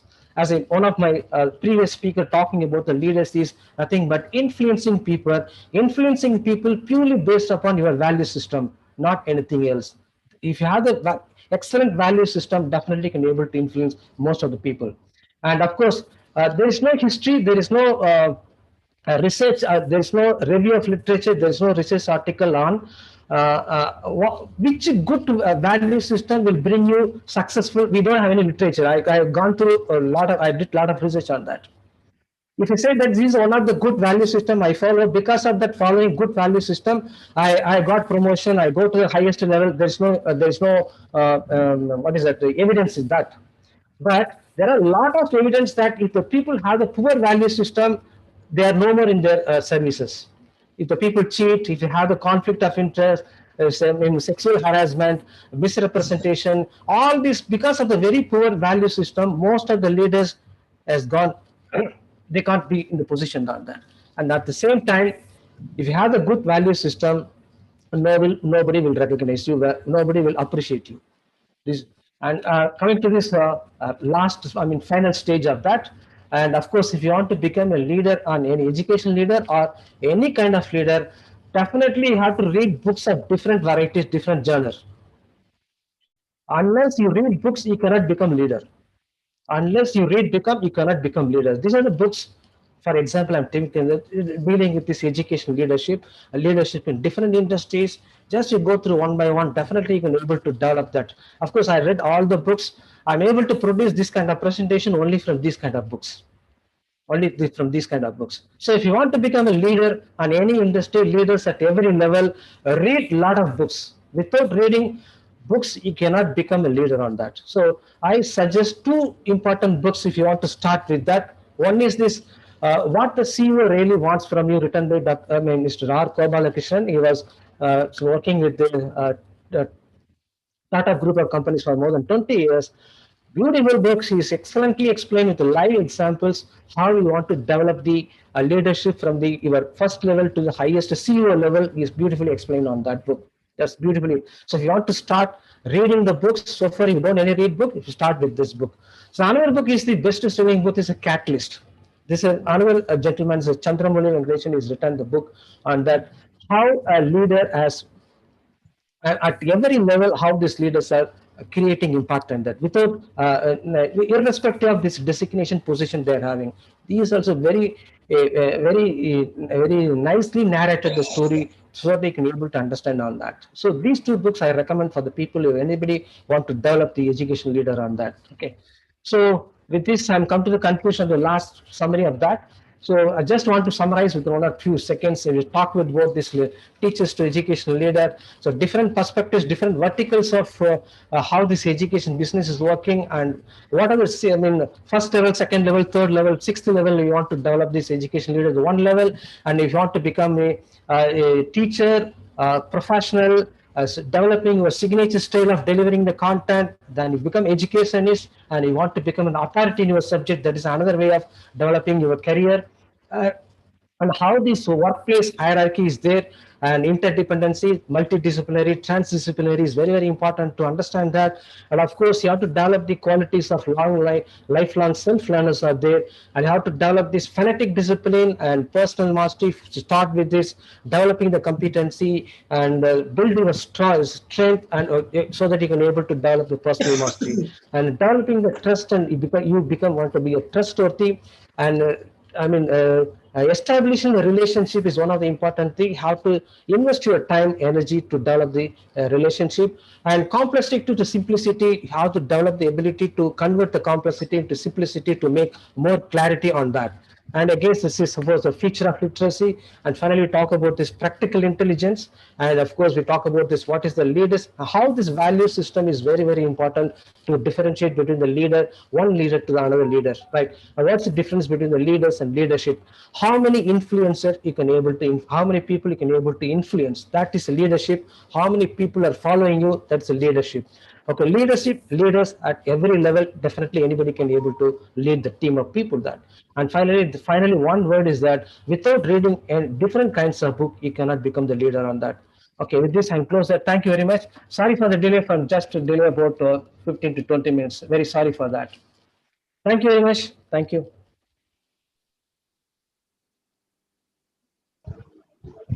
The forum is open for the participants to ask any questions. Yeah.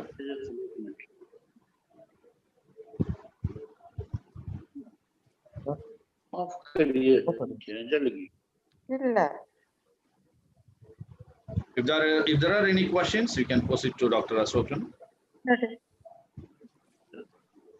ಅರೆ of ಮಾಡ್ಬೇಕಲ್ಲ main of ಮಾಡಿದ್ರೆ ಆಗೋದಿಲ್ಲ. Sir, good evening, sir. Are you able to hear me? Yes, ma'am. Very good evening. Sir, I'm Rama, Dr. Rama, HOD English SRM. So, sir, I just have one question. Yes, I think many of them will have that in mind. When a person acts as an educational leader, he or she should be a combination of a taskmaster and a humane person. That is what I think, sir. Okay, ma'am. Should be a combination of both. You can neither be too strict nor be too liberal. Okay. So can you just say where we can draw a line? Till what extent we can be a taskmaster, and where that liberal behavior towards the subordinates can come in? It's purely depending upon that. What is the purpose? I'm asking now. That's the first discuss about this. What is your mission? Purpose.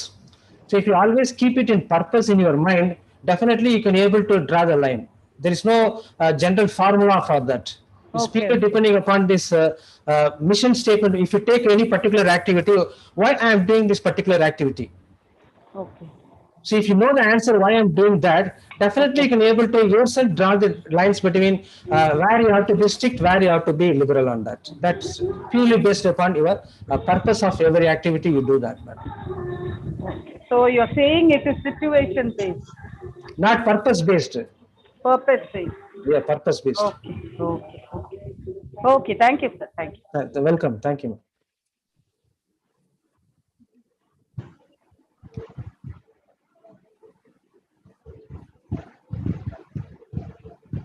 Okay, if no questions, we can go for a group photo, sir. Please ask the participants to switch on their videos for group photos. There is vote of thanks, sir. No, group photo will take first, sir. Okay.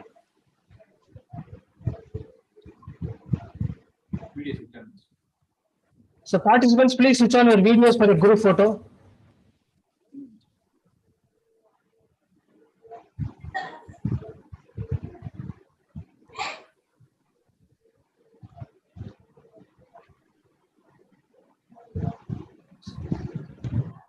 One second, please wait.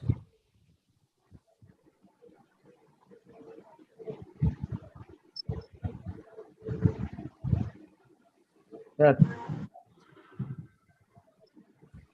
Thank you very much. Thank you.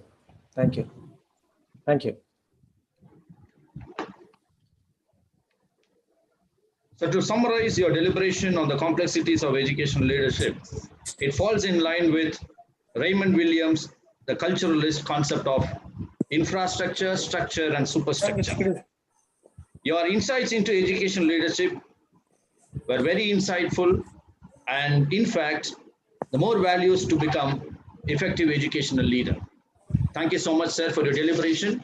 Thank you. To summarize what happened, the day 2 of 7th International Conference on Education Leadership, it began with the welcome address, and it followed by the deliberation by Mr. Radhakrishnan C on K-12 leadership in virtual world, followed by Dr. Sri Ranjini Arumugam on leadership qualities of research supervisor, followed by Dr. Shilpa R. Kankonkar's changing paradigms of education leadership, and finally, in conclusion, Dr. N. Ashokan's characteristics of education leadership.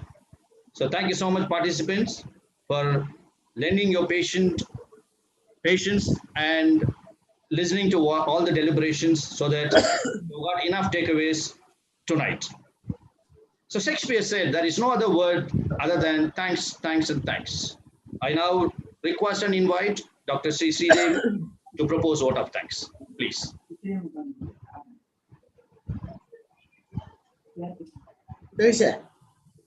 Unmute, madam. Unmute yourself, madam. Thank you, Dr. G. Manuel.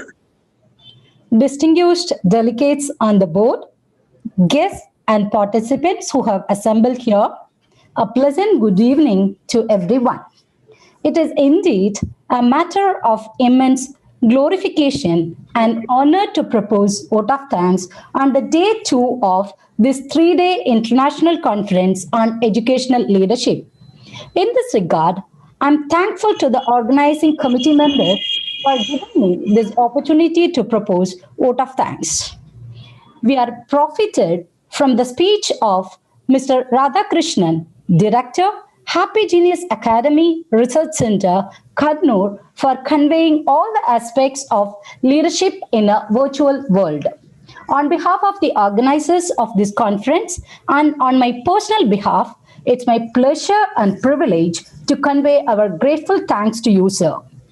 We are also glad to have an overseas delegate in our midst. We are indebted to Dr. Sri Ranjini Arumugam, Senior Scientist, Leipzig University, Germany, for being with us and enlightened us with the leadership qualities of a research supervisor.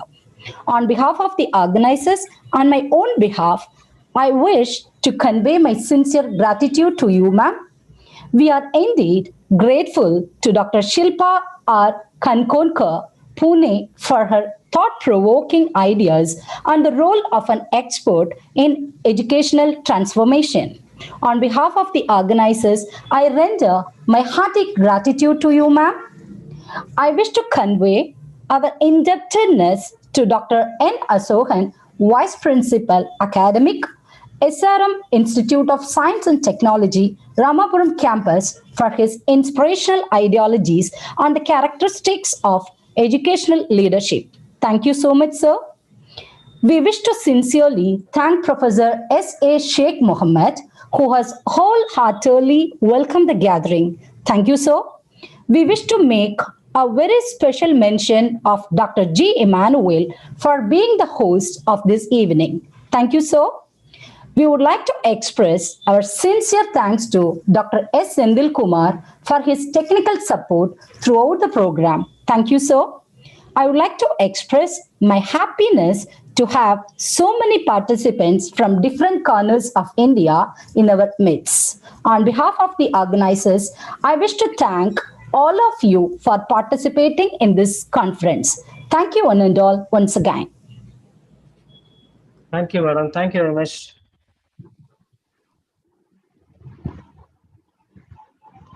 Emmanuel, sir. Yes, formally can close it, sir. Yes. So I take this opportunity to thank all the participants, the guests of the day, the technical support, for all your valuable time.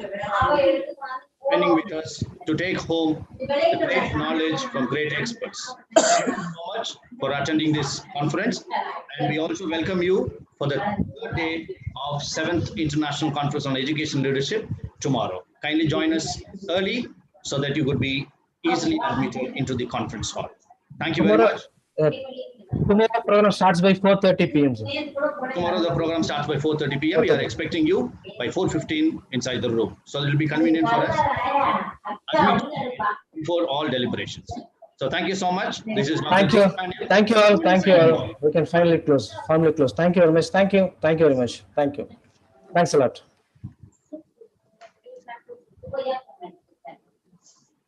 Thank you, Mr. Dr. Emmanuel. Thank you very much. Thank you, sir. Very kind of you. Very kind of you. Best wishes, sir. Thank you, sir.